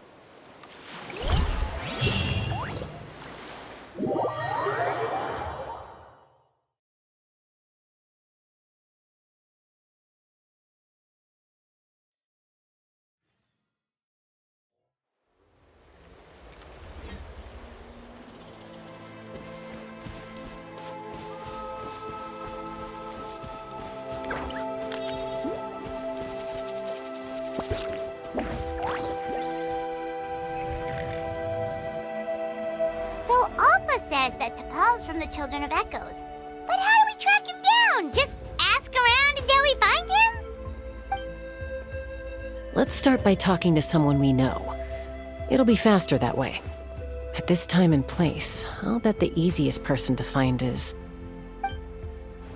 Wakey, wakey, Shilonen! Oh, it's you. Okay, give me a second. I'll come down.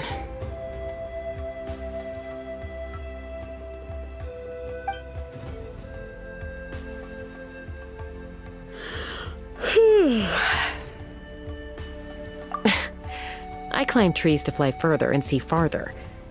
I don't usually stop for a nap. Well, we're not all like you. Always full of energy, even after flying around all day. Yeah. So, you've come all this way and interrupted my precious nap time. Might I inquire as to, why? I'm sorry, Shilonen, but it couldn't wait. Does the name T'Pol mean anything to you? He's a craftsman, apparently. Huh. T'Pol. Yeah, that rings a bell. I think that's Puma's child. Nope, I'm afraid you're a few years too late. Why are you looking for him?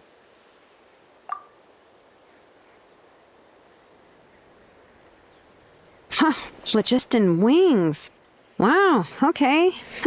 The kid actually pulled it off. Well, looks like no more rest for me today. Pulled it off? You mean he's tried making something like this before? Yeah, he started trying to build a flying machine right after he got back from the Flower Feather clan.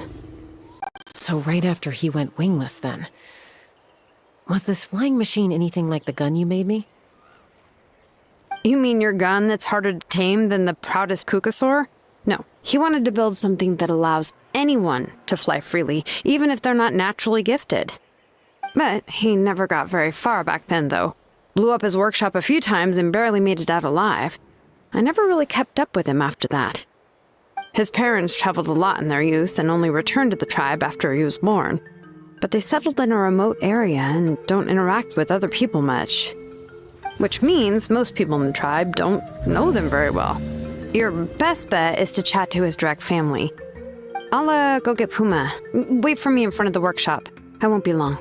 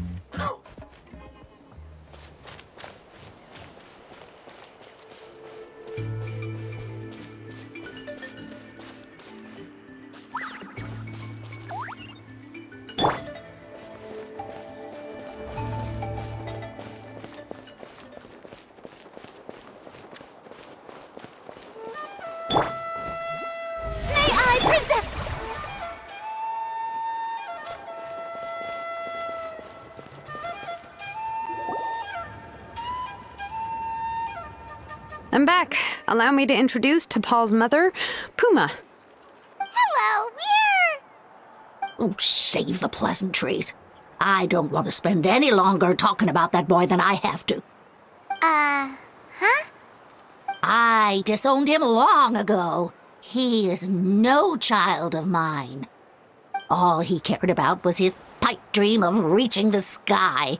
Oh, we tried to talk sense into him, but he was obsessed. And then when he left us, he spouted some nonsense about building a workshop in the sky to avoid the constant criticism of us ground dwellers. He left his notebook behind. Whatever questions you have, you can look for them in there. I am done talking about him. He's no son of mine. He never called me Mom anyhow.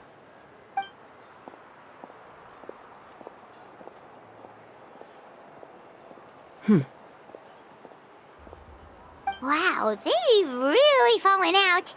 Paimon sure wasn't expecting that. Her husband, T'Pol's father, he passed away recently, and T'Pol didn't even bother to show his face at the funeral. If you ask me, that was probably the final straw for Puma. I'll go keep her company. If there's anything else you need, just come and find me. Thank you.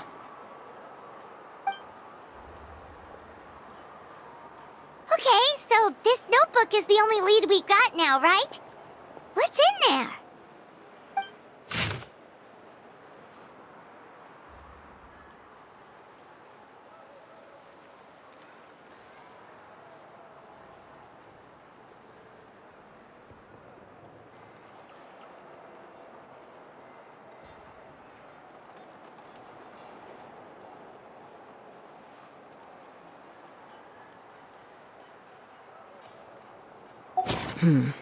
Some early designs for the phlogiston wings, and some theorizing about an airborne workshop. Ochkanatlan, the Cinder City. Looks like that's where he got his technological inspiration from. So, was he serious about the workshop in the sky? But that's such a big project for one person. Do we think he actually pulled it off? Oh, yes! The one from the trial arena that was super high up! That balloon has been there for a while, and everyone's been wondering how it got up there, but what if that's the wrong question? What if it started off even higher up, above the clouds and out of view, and it only descended to its current height due to some kind of malfunction? Part of T'Pol's workshop? Seems likely. If T'Pol's base had been hiding above the clouds this whole time, that would definitely explain why Isidore couldn't find it. Paimon totally called it! But how do we get up there? Chaska, can you even fly that high? By myself? Possibly. But with a passenger, no chance. I doubt even phlogiston wings could take you up that high. At least, not without that relic T'Pol mentioned in his notebook. Yeah, and he's probably holding on to it. We'll have to find another way. Nope. That's way beyond Paimon's altitude. Also, would you really expect Paimon to go up there and take on T'Pol all by herself? Let's not worry. Just because we can't think of a solution doesn't mean no one else can. I'm not the only flying expert in my tribe, you know. Oh, good point. We should go ask Elder Alpa! And Mutoda. He was quite the flying ace back in the day, too. Let's head back and see what they suggest.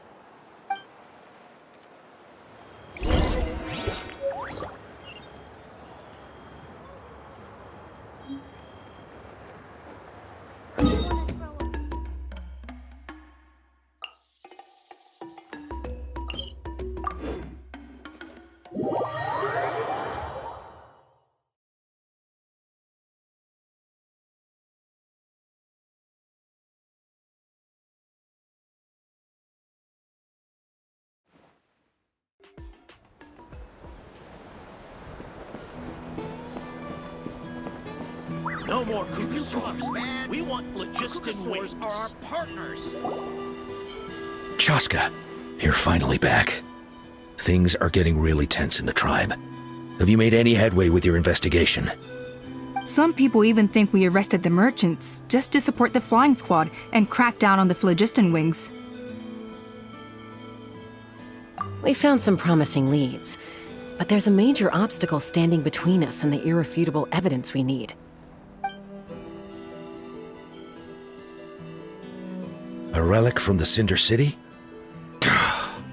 So Och Khan's still managing to sow discord, even after all these years. An airborne workshop and a hot air balloon above the trial arena. And that's where you're trying to get to now? Neither phlogiston wings nor a Kukusaur can take you that high up. Do you really think that's where T'Pol is hiding? You know what? There might just be a way. Really? Do you still remember those spouts in the arena? When they were all blocked, the gaseous phlogiston was trapped and unable to flow. But now, it's flowing freely. If we were to block them up again... You mean all of them except the one at the very top of the arena? To build up the pressure there? Precisely. With all the gaseous phlogiston flowing through one spout, it would create a high-pressure wind current. And then we just ride it up into the sky! Yes, it has its risks, but with Chaska's abilities, I think she could manage it. It's an extremely risky approach, but I agree that it's feasible. If you want to give it a try, check with Inkanak at the trial grounds. She can explain how to block the spouts. Chaska, if anyone has a hope of seizing this evidence from the high heavens, it is you.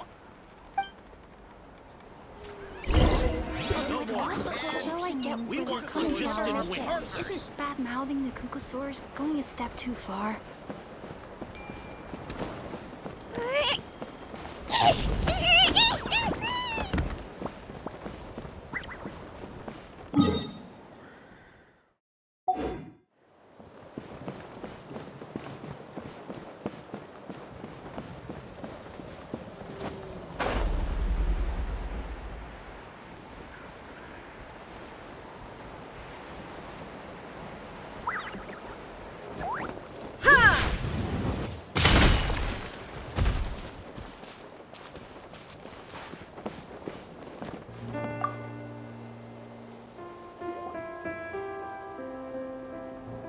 Goodness me, that is a very bold idea. Maybe so, but we have to act fast. What's the quickest way for us to block off the spouts? From a technical perspective, I'd have to advise taking some measurements and carefully planning this out first. But I'm guessing that's not what you want to hear. Then we'll have to take the rough and ready approach. See the solid phlogiston over there? Our prior inspections revealed that some kind of stable structure has formed inside, making it highly damage resistant. It's not without its weak points, but unless they're all struck at the same time, the structural integrity won't be threatened. So, what happens if we do strike them all at once? It'll collapse. Okay, I see where you're going with this. Yeah, you got it. As long as you hit all the weak spots at once from the right angle, the solid phlogiston will fall right on top of the spout and block it up. You're right about rough and ready. Sounds like my kind of plan.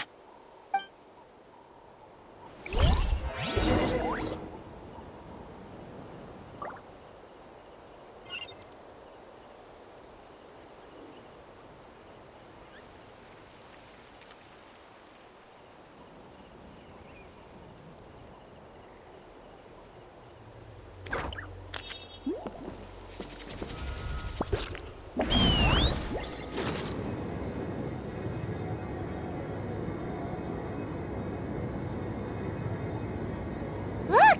There's a chunk of solid phlogiston right over that spout!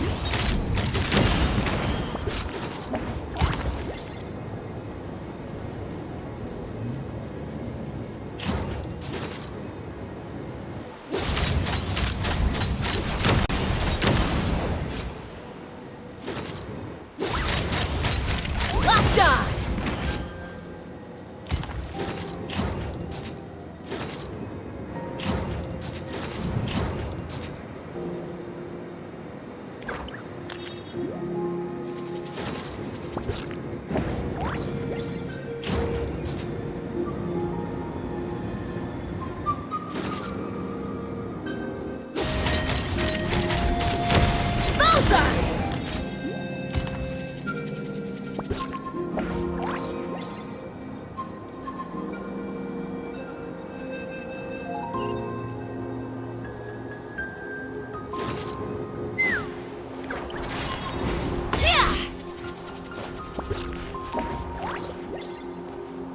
Take me up!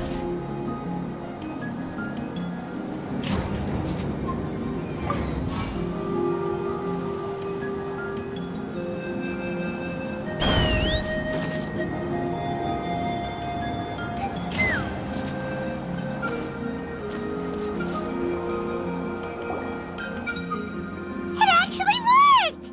But wait, how are Paimon and the Travelers supposed to get up there? Koya can give you a lift.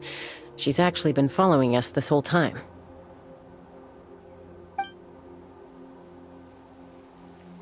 Wow, Paimon didn't notice at all. Well, probably because she didn't want to get too close to humans. Or maybe just me. But right now, we need her power.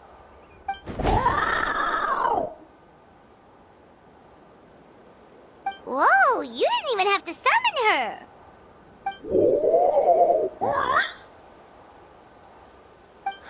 Yes, up there. That's probably where Chime is. All right, let's go have a little talk with this T'Pol.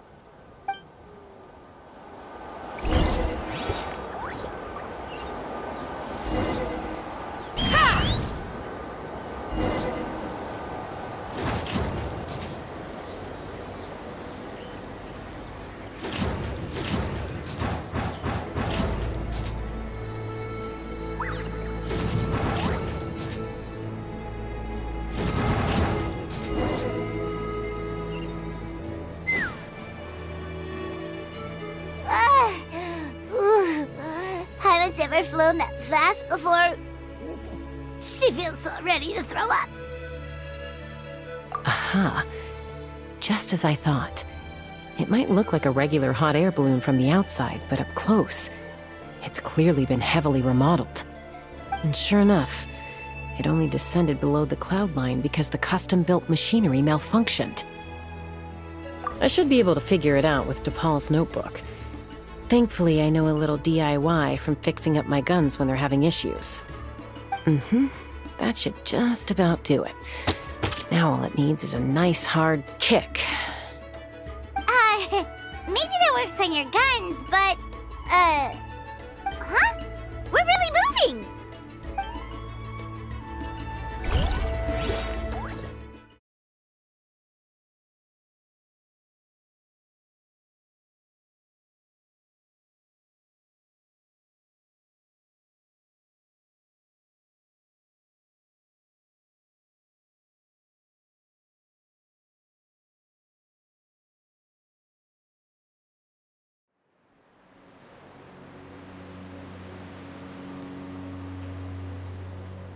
Here it is! The workshop in the sky! Oh, you gotta see it to believe it. Makes you wonder why T'Pol even bothers with phlogiston wings when he has tech like this. Well, according to the notebook, the platform beneath us runs on components from the Cinder City. Those can't be mass-produced. Also, I have some doubts about its mobility after seeing how it moved just now. For someone like T'Pol who dreams of flying freely, this definitely doesn't cut it. But if he's got that relic, he should be able to make a set of prototype wings for himself, right? Why bother making a whole flying workshop so he can mass-produce them? But this doesn't add up. If he's already achieved the power of flight, then he must have bigger dreams we don't know about. But what? With any luck, we'll find the answers in his workshop.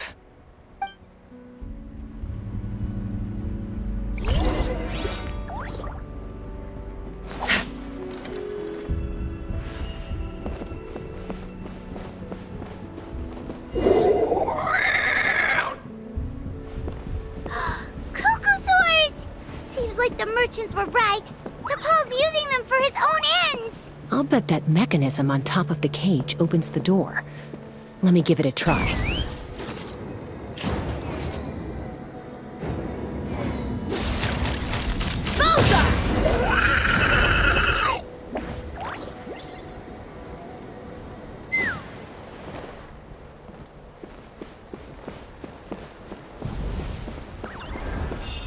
Take me up!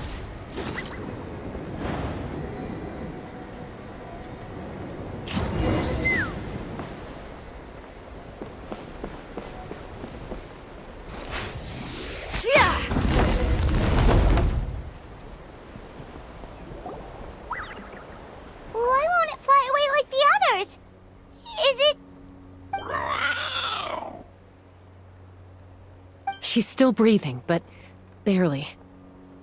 By the looks of it, T'Pol was using these cages to extract phlogiston from the Kukasaurs. Once a Kukasaur is drained of phlogiston, it becomes too weak to move. We'll have to come back for these ones after dealing with T'Pol.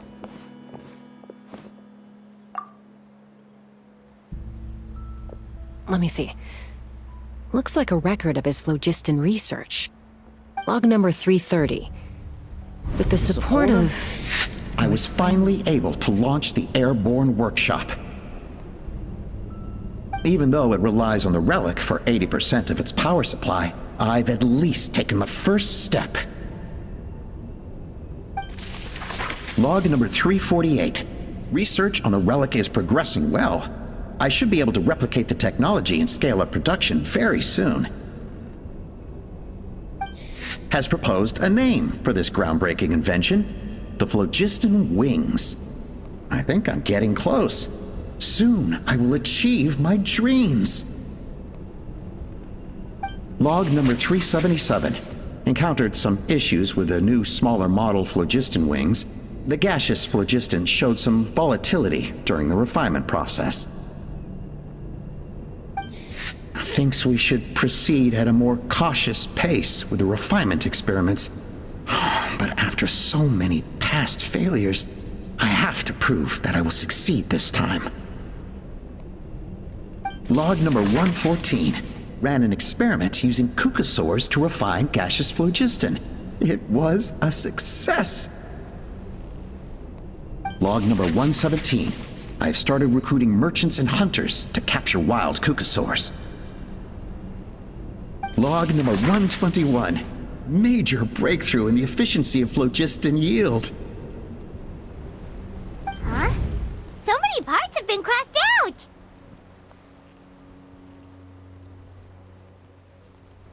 Yeah, probably the contact he alluded to in his other notebook. Guess he has a benefactor. Did anyone else notice how the numbering system in this notebook suddenly changed halfway through? We haven't got time for textual analysis, I'm afraid. Grab the notebook and let's press on.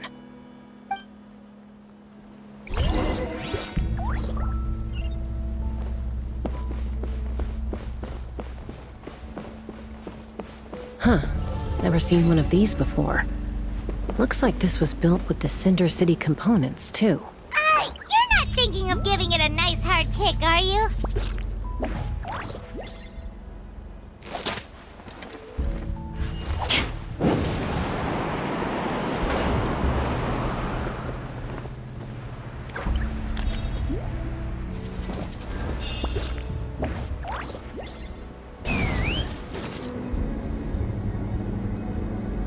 Whoa!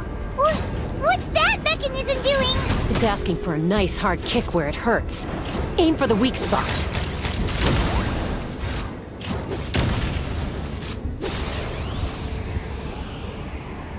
Open fire!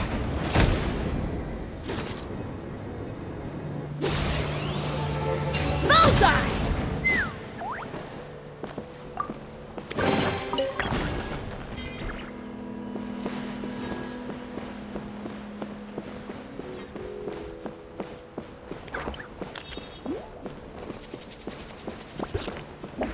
What are they doing here? It's T'Pol's henchman. He must have brought them here using the relic in his prototype wings. Watch out! Ha! Locked on! Bullseye! Open fire!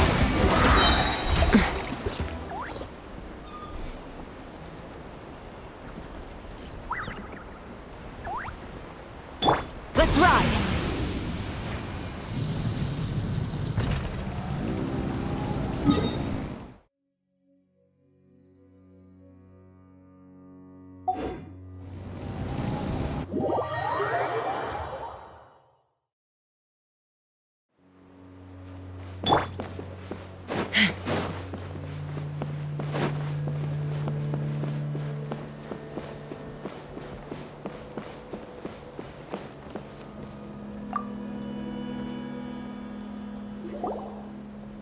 Hey, look here! More of T'Pol's notes!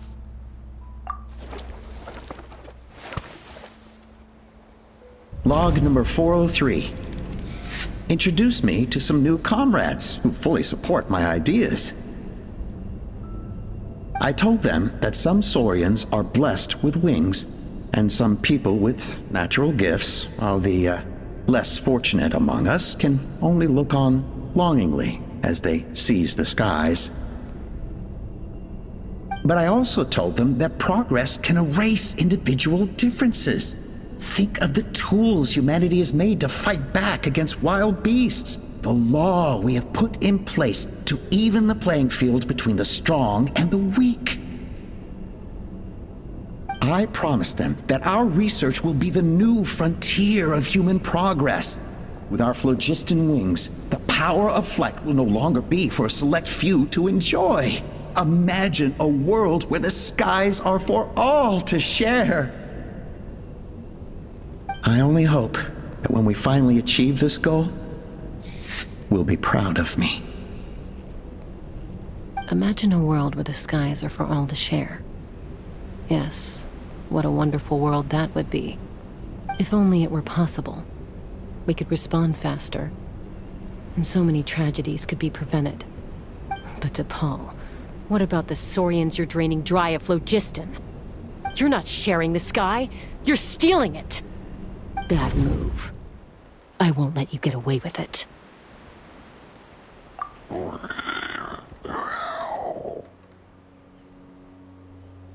I'm fine. Let's keep moving. I don't think we'll find anything else here.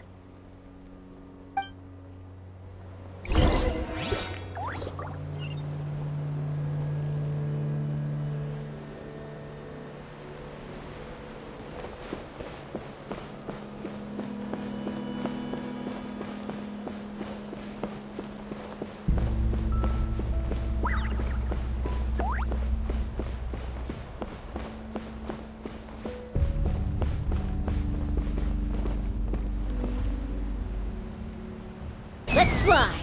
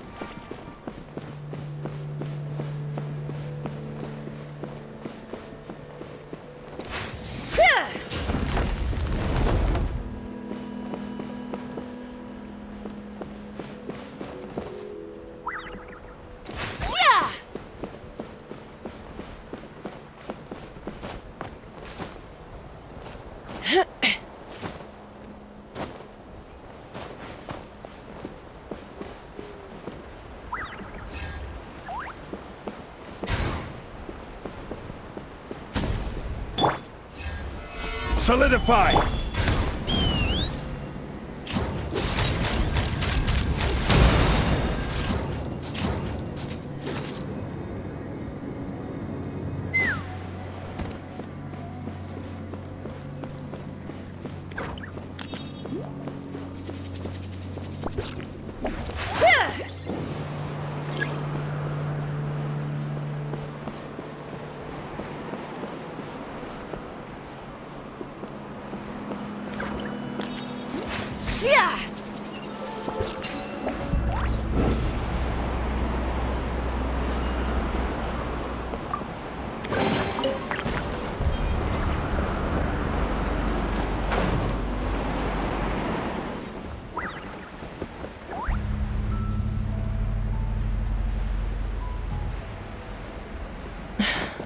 I can't believe he captured so many Kukasaurs.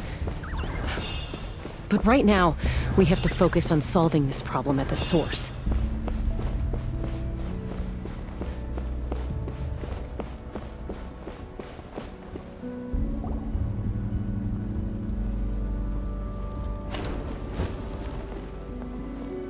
Looks like we've reached the center of the workshop. And still no sign of Koya's baby!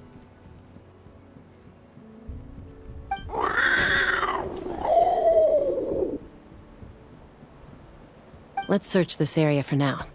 If we still can't find Chime, we'll double back.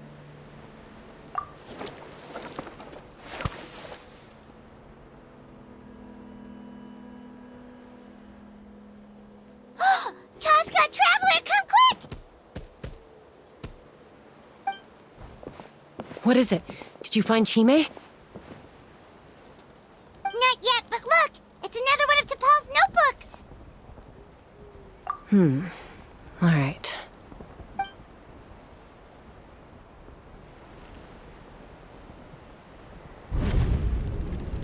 Log number 428. We decided to restart the experiments on phlogiston refinement, but without telling. This is the final obstacle to the success of the Phlogiston Wings project. We cannot fall at the last hurdle. Log number 436.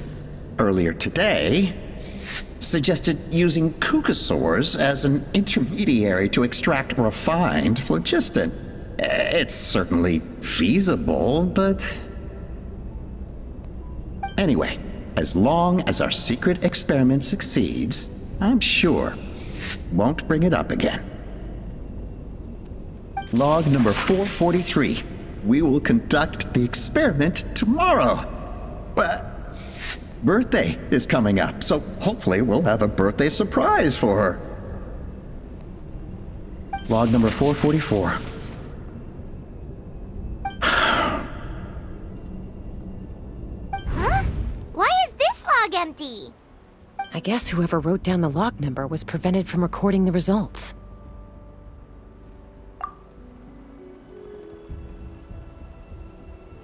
Log number 0. We lost many comrades in the accident. Among them are friends, lovers, and children. But we cannot stop now. We will keep their legacy alive and carry their dreams forward. As of today, we are scrapping the artificial refinement method. Instead, we will focus all our efforts on phlogiston extraction from live kukasaurs. They are arrogant beasts whose existence in the wild serves no one but themselves. Their true worth lies in their sacrifice for the sake of human progress. To facilitate our operations, we will gradually move the airborne workshop closer to the Flower Feather clan, even as we continue to expand it. All this we do to create a world where the skies are for all of humanity to share. All this we do to make T'Pol's dream a reality.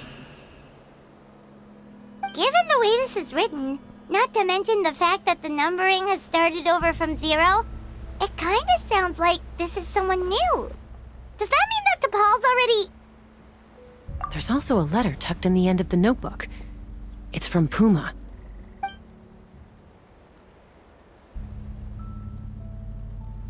T'Pol, I don't know where you are right now, so I don't know how to reach you. My best bet is to send this letter to the Flower Feather clan. Your father is gravely ill. Oh, I know we've had our differences in the past, but he is still your father.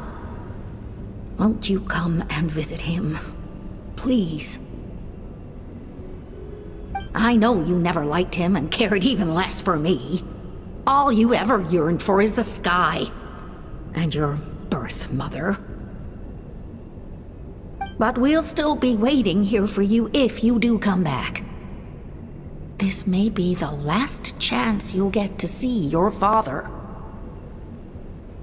So Puma's not T'Pol's real mom? Huh. Well, she did say he never called her mom, but I might assume she was just venting. We know that T'Pol's father passed away quite recently, and this letter looks recent. By contrast, the writing in this notebook is old and faded. It looks like the real reason T'Pol didn't attend his father's funeral is because he'd long since passed away himself.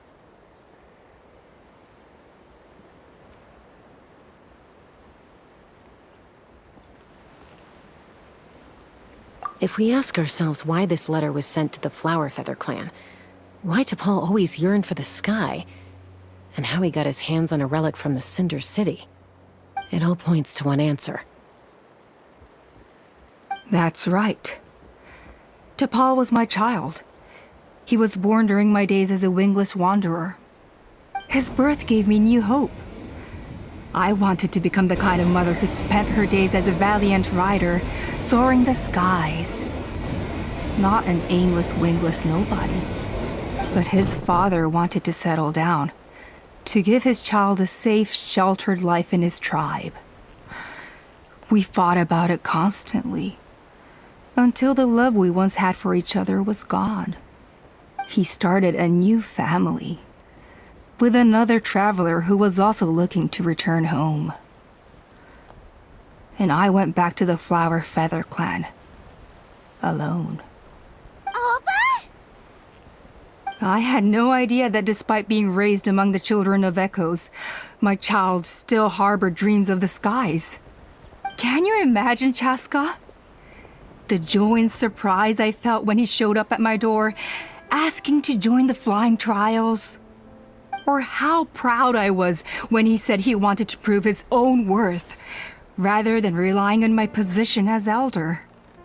And then the anguish that overcame me when he was rejected by the Kukusaurs and became wingless, just as I had after my injury. You've got a lot of nerve showing your face here. Don't take this the wrong way, Chaska. I'm not here for a fight. I just want to talk. Isn't that your preferred way to resolve things? I trust you've learned of Tepal's wish on your way here. A world where the skies are for all of humanity to share. If only his dream can be realized, no one will ever have to lose their wings again. Our aerial prowess will be greater than ever before. War will never again come at such a great cost. The loss of Koichi is a tragedy that need never be repeated. So tell me, Chaska, do you really wish to see the phlogiston wings forever grounded and gathering dust? Nothing you've said excuses all the conflict you've caused. You mean the argument back at the tribe? It was a necessary measure. Sometimes this is the only way to accelerate the pace of progress.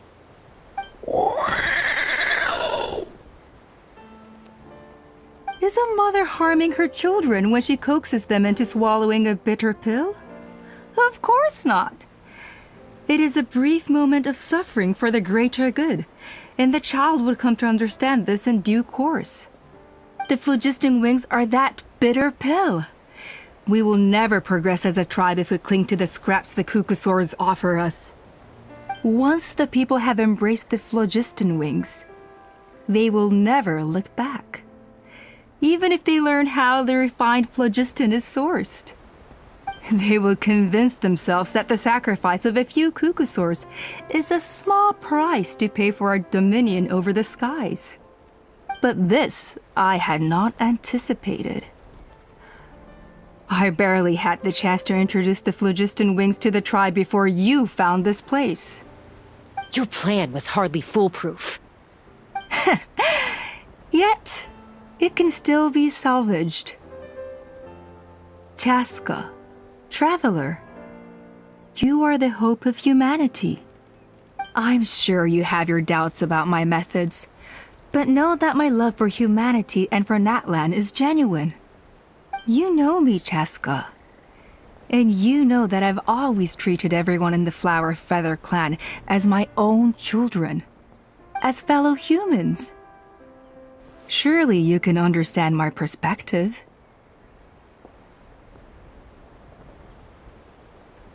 Hey, quit the quips! This is serious! Ulpa, Natlan doesn't belong to humans alone. And truthfully, neither do I.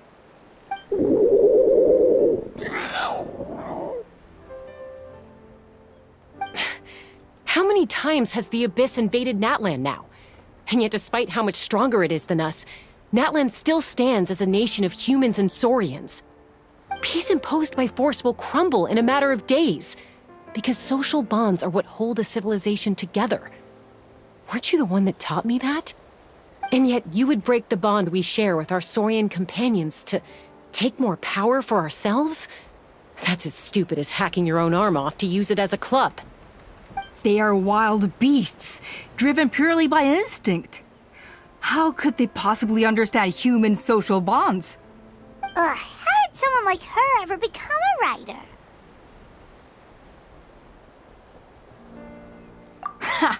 You overestimate them.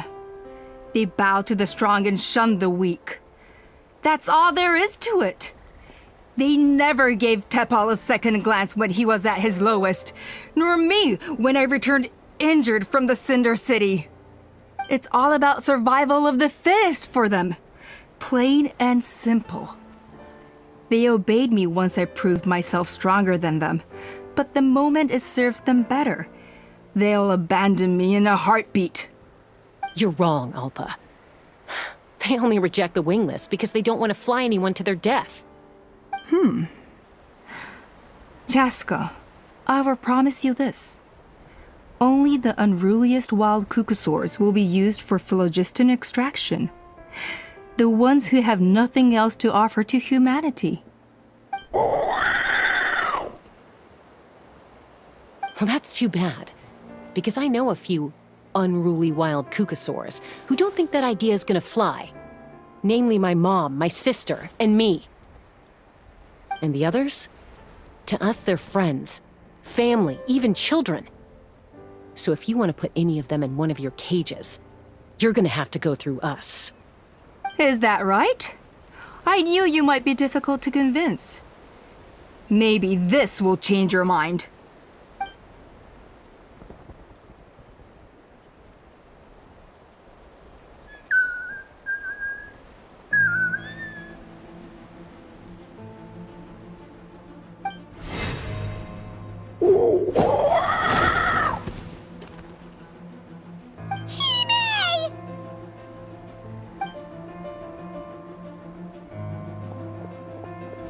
Alpa!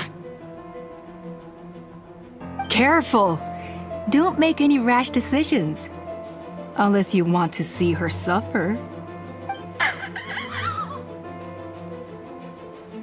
Oh no, that's one of the extraction cages!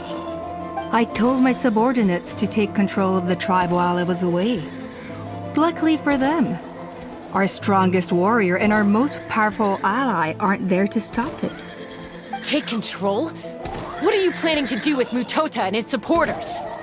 Merely accelerate their inevitable downfall. They cannot stand in the way of progress forever. It is not the move I wish to make, but I'm afraid you and your friends force my hand. And since you insist on imposing me too, I have no choice but to keep you here until the dust has settled.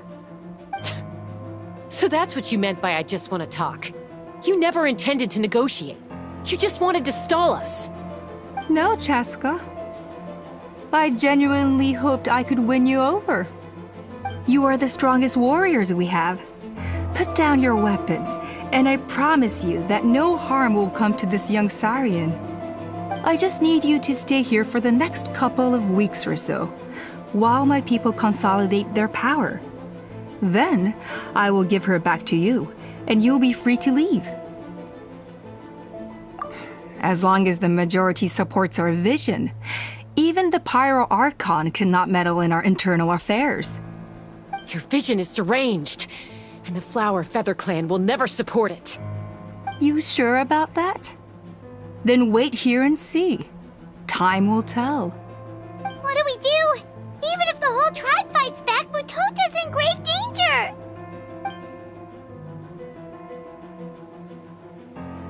Stop delaying the inevitable! Drop your weapons and get into the cages, now! She's still holding Chime hostage. Is there really no other way?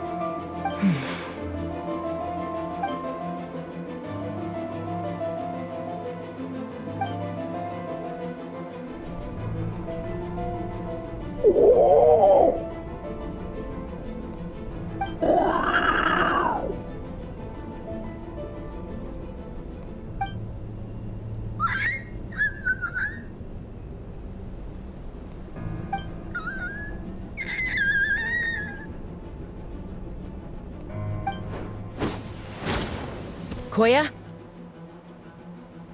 Huh? What are you yapping about? Stand down! Drop your weapons, now! This instant!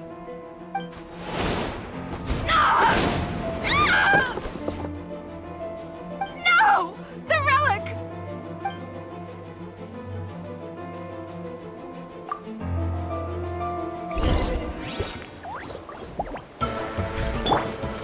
Stabilized! There is no escape!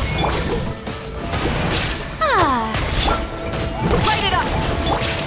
Ha! Give up, Alpa. We're negotiating Something's up with this relic!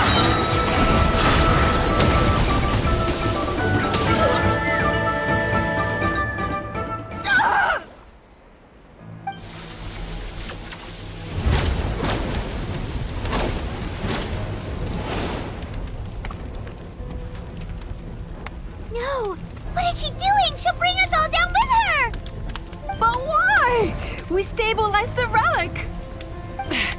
Maybe it got damaged in the fight. If we don't think of something fast, this whole workshop is gonna fall apart. No. They're directly beneath us. My beloved tribe!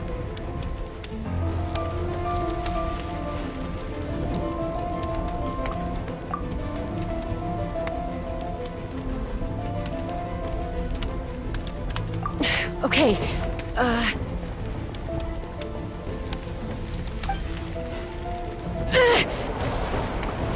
it's too powerful. This ain't a toy like last time. I don't think I can just throw it aside.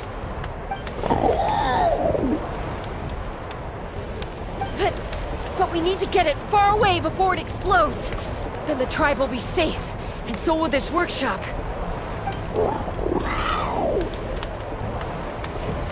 Koya, remember when we were kids? Come on, let's take this thing high up into the sky.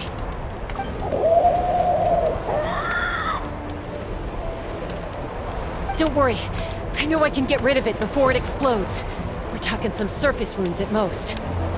All I need is for you to catch me at the end, just like old times.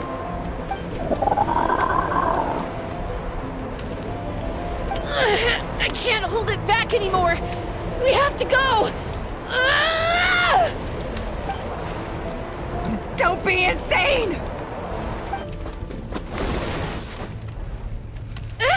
Alpa! What are you... You're a fool, Chaska! Why would you choose such a risky solution? We cannot entrust the safety of our tribe to this wild Saurian! I'm the fool! You really think you can stand a better chance than me?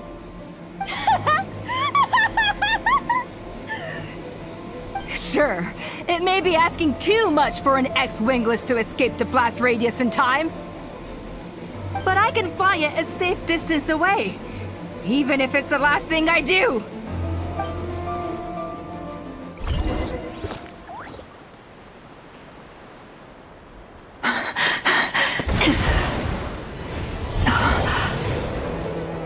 Here.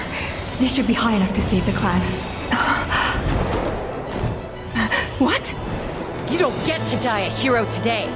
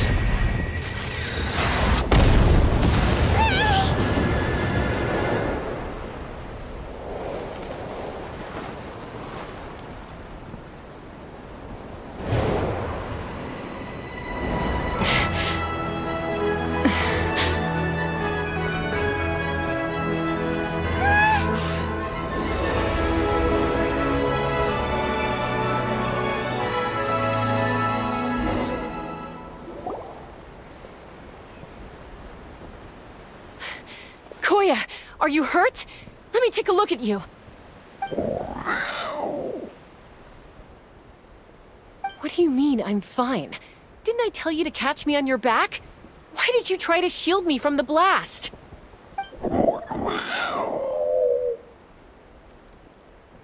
Accident?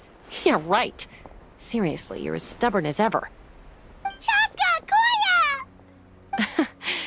How are things looking here?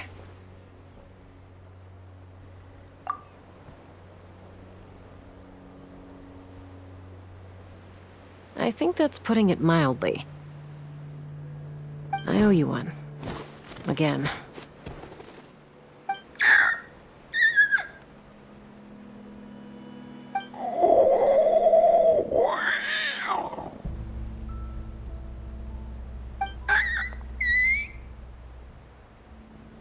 Oh, but be honest. Do you still think Kukasaurs can't form bonds? Mom, I'll figure out the refinement problem. I'll find a way. You don't need to worry about it. I just need some more time. That's all I ask. Please just trust me. Just this once.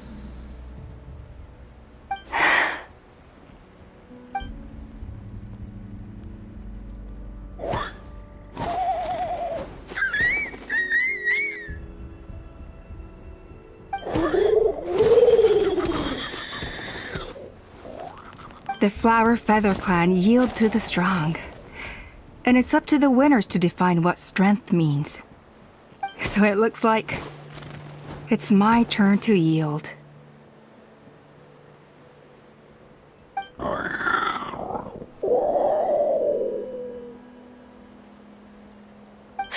Koya! Koya!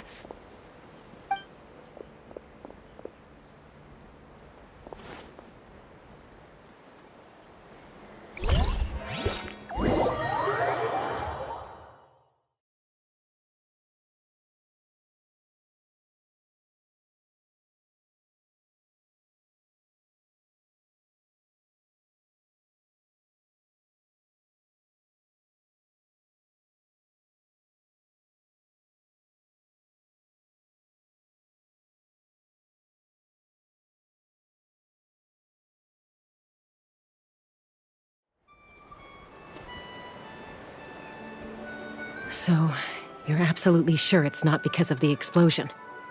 Yes, for the 10,000th time, I'm sure. The blast barely touched her. The reason she fainted was old injuries playing up, compounded by overexertion in recent days. The moment she finally relaxed, all the built-up stress finally caught up with her. And no wonder. Honestly, she's just like you. Anyway, now you know how we feel when you go off risking life and limb. Your mother and I would both appreciate it if you lived less dangerously. You know she wrote to me from the Masters of the Night Wind, just to scold me for not doing enough to keep an eye on you. If she wasn't so busy with work, you can bet she'd come back here and chew us both out in person. I'll find an opportunity to apologize to her. I promise. You'd better. No more avoiding us, okay? And don't get me started on all the checkups you've missed. Got it. Got it. Huh? Koya? You're awake. I'll go let everyone know. Hey, but we're not done talking. What are we gonna do with her, Even after everything that's happened, she still hasn't figured out how to start the conversation with you. She keeps saying, I don't think Koya has forgiven me yet. But if you ask me, she's the one who's scared to open up and have an honest conversation. For all her confidence, she's a very sensitive soul underneath. You'd think as a peacemaker, she of all people would know how to reconcile with her family after a falling out. She must have been a handful growing up. Thank you for being there for her. And of course, thank you for keeping her safe when you were up there in the sky. Koya, Uncle Cusco, we're here! Ha! I was just telling her that she's not to go chasing danger with Chaska ever again. Cusco, I understand how you must feel. But it's all thanks to Koya and Chaska's efforts that the airborne workshop didn't come crashing down on our heads. Oh, Paimon almost forgot to ask. They didn't hurt you while we were gone, did they? Thankfully, when her co-conspirators tried to arrest me, I was out coaching Koyer and Junan. The two of them were a huge help. They took care of things while I went around rallying the resistance. So, in the end, Alpa's would-be revolt didn't really get off the ground. And as it turns out, not all of the wingless want to see our dear Saurian friends replaced with phlogiston-powered gizmos. I'm so sorry you got mixed up in this, by the way. We should have caught on to Alpa's scheme sooner. We could have saved so many Kukasaurs from getting hurt. Most of the airborne workshop has now been dismantled. We've just left one small, harmless part intact, and repurposed it as a jail for Alpa and her cronies. Let's see how they like being locked up in a sky prison. So, it looks like there's just one less conflict left to resolve. Peacemaker, you're up. I said I had to wait until things had blown over, didn't I? And now they have. But I still have no idea what to say. Koya, I just want to say, I'm sorry for how things went down back then.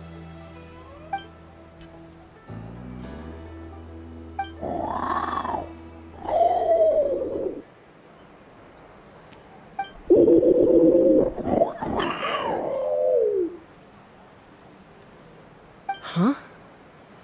Does this mean you're not mad at me anymore? There's that family likeness coming through again. But that day, when we ran into each other.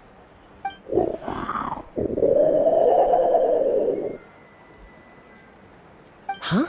So then, when did you finally make your peace with it?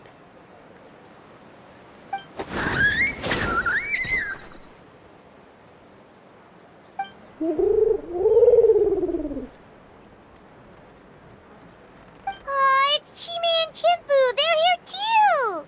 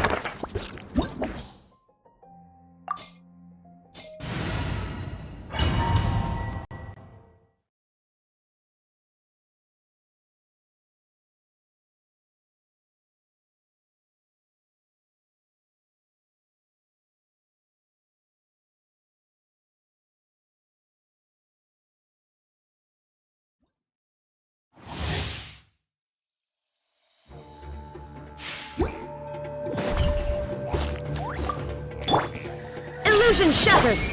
Yoo-hoo! This is order. Light of the blazing sun!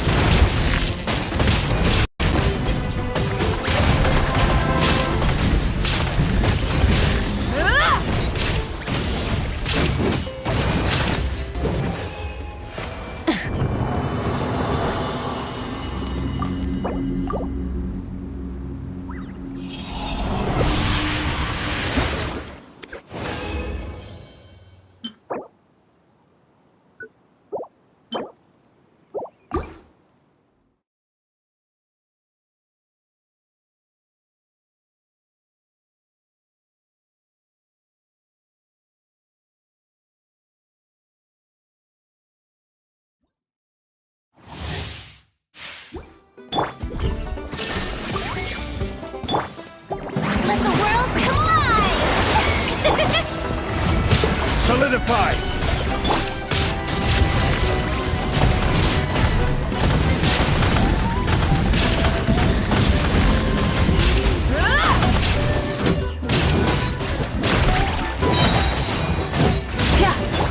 I will have order. Stabilize. There is no escape!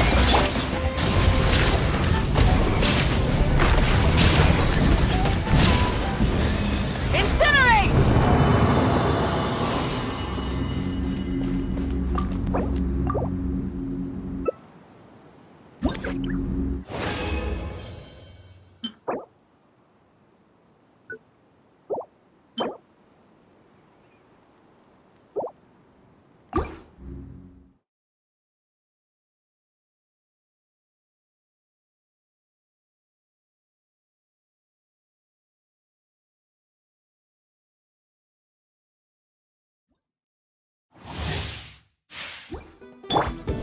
Shine down!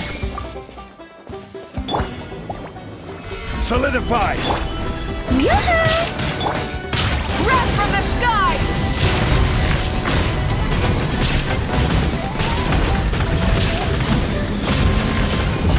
Incinerate! Order guide you. Stabilize. Illusion shattered!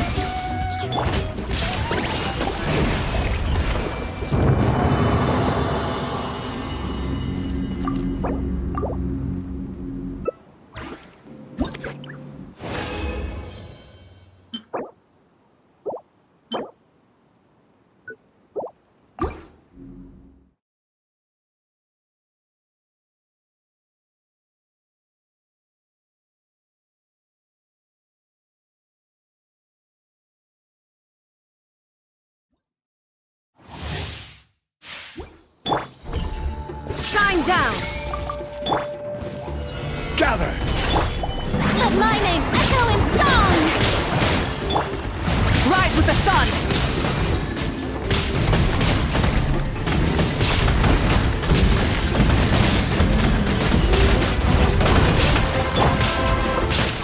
Solidify!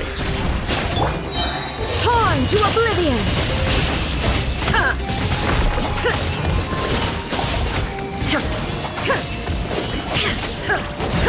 Illusion shattered!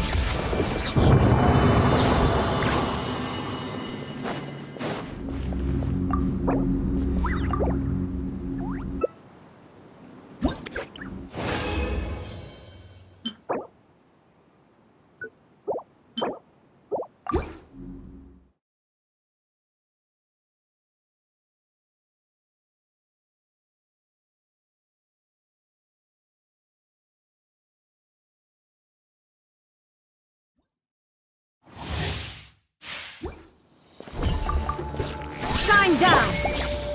Stabilize! Let the world come alive! Burn it down!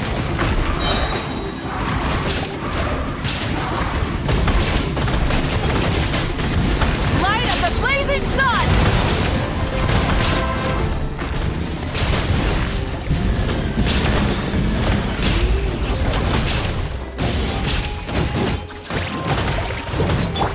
Illusion shattered! Shower me with praise!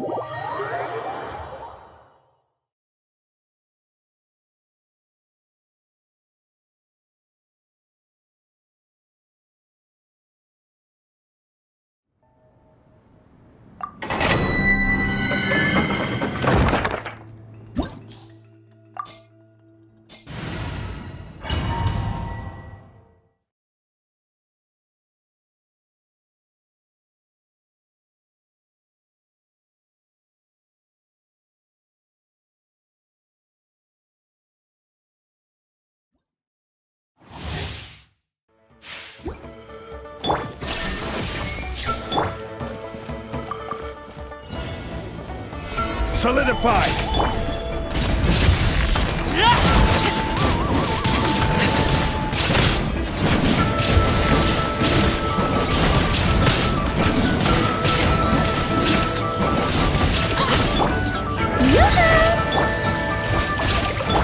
Shine down! Stabilize!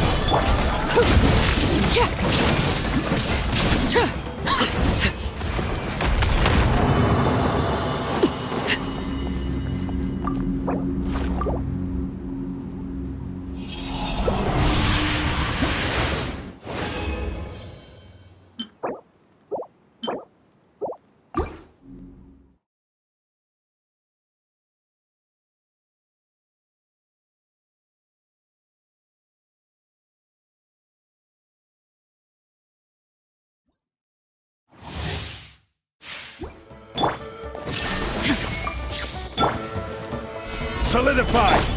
Time to shine!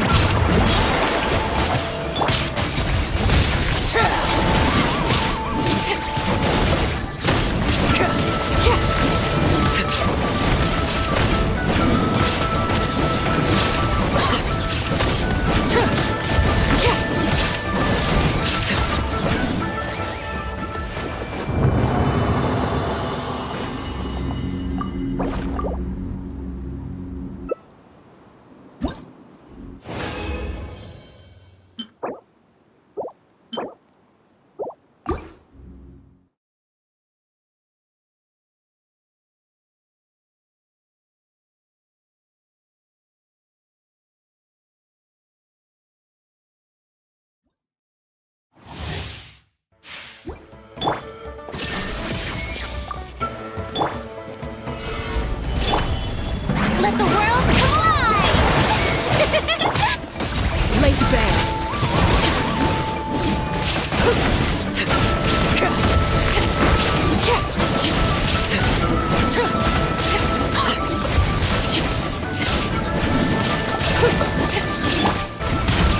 Gather! There is no escape! Overruled!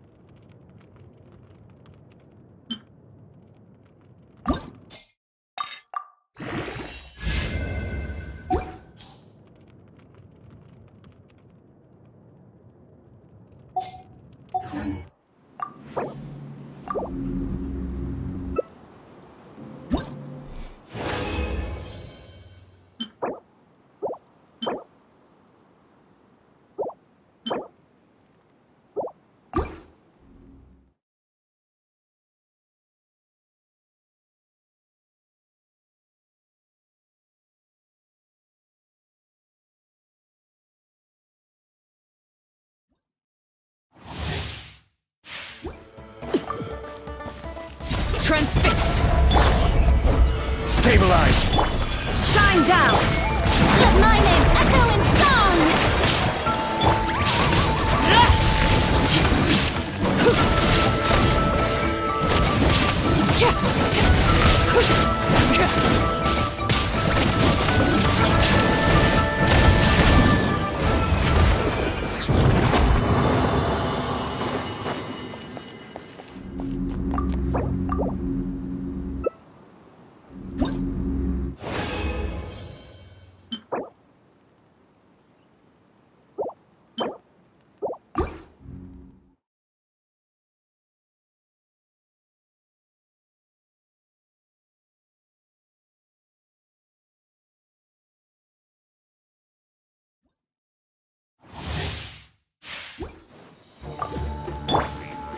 No escape! Gather! Strike a pose! Overruled!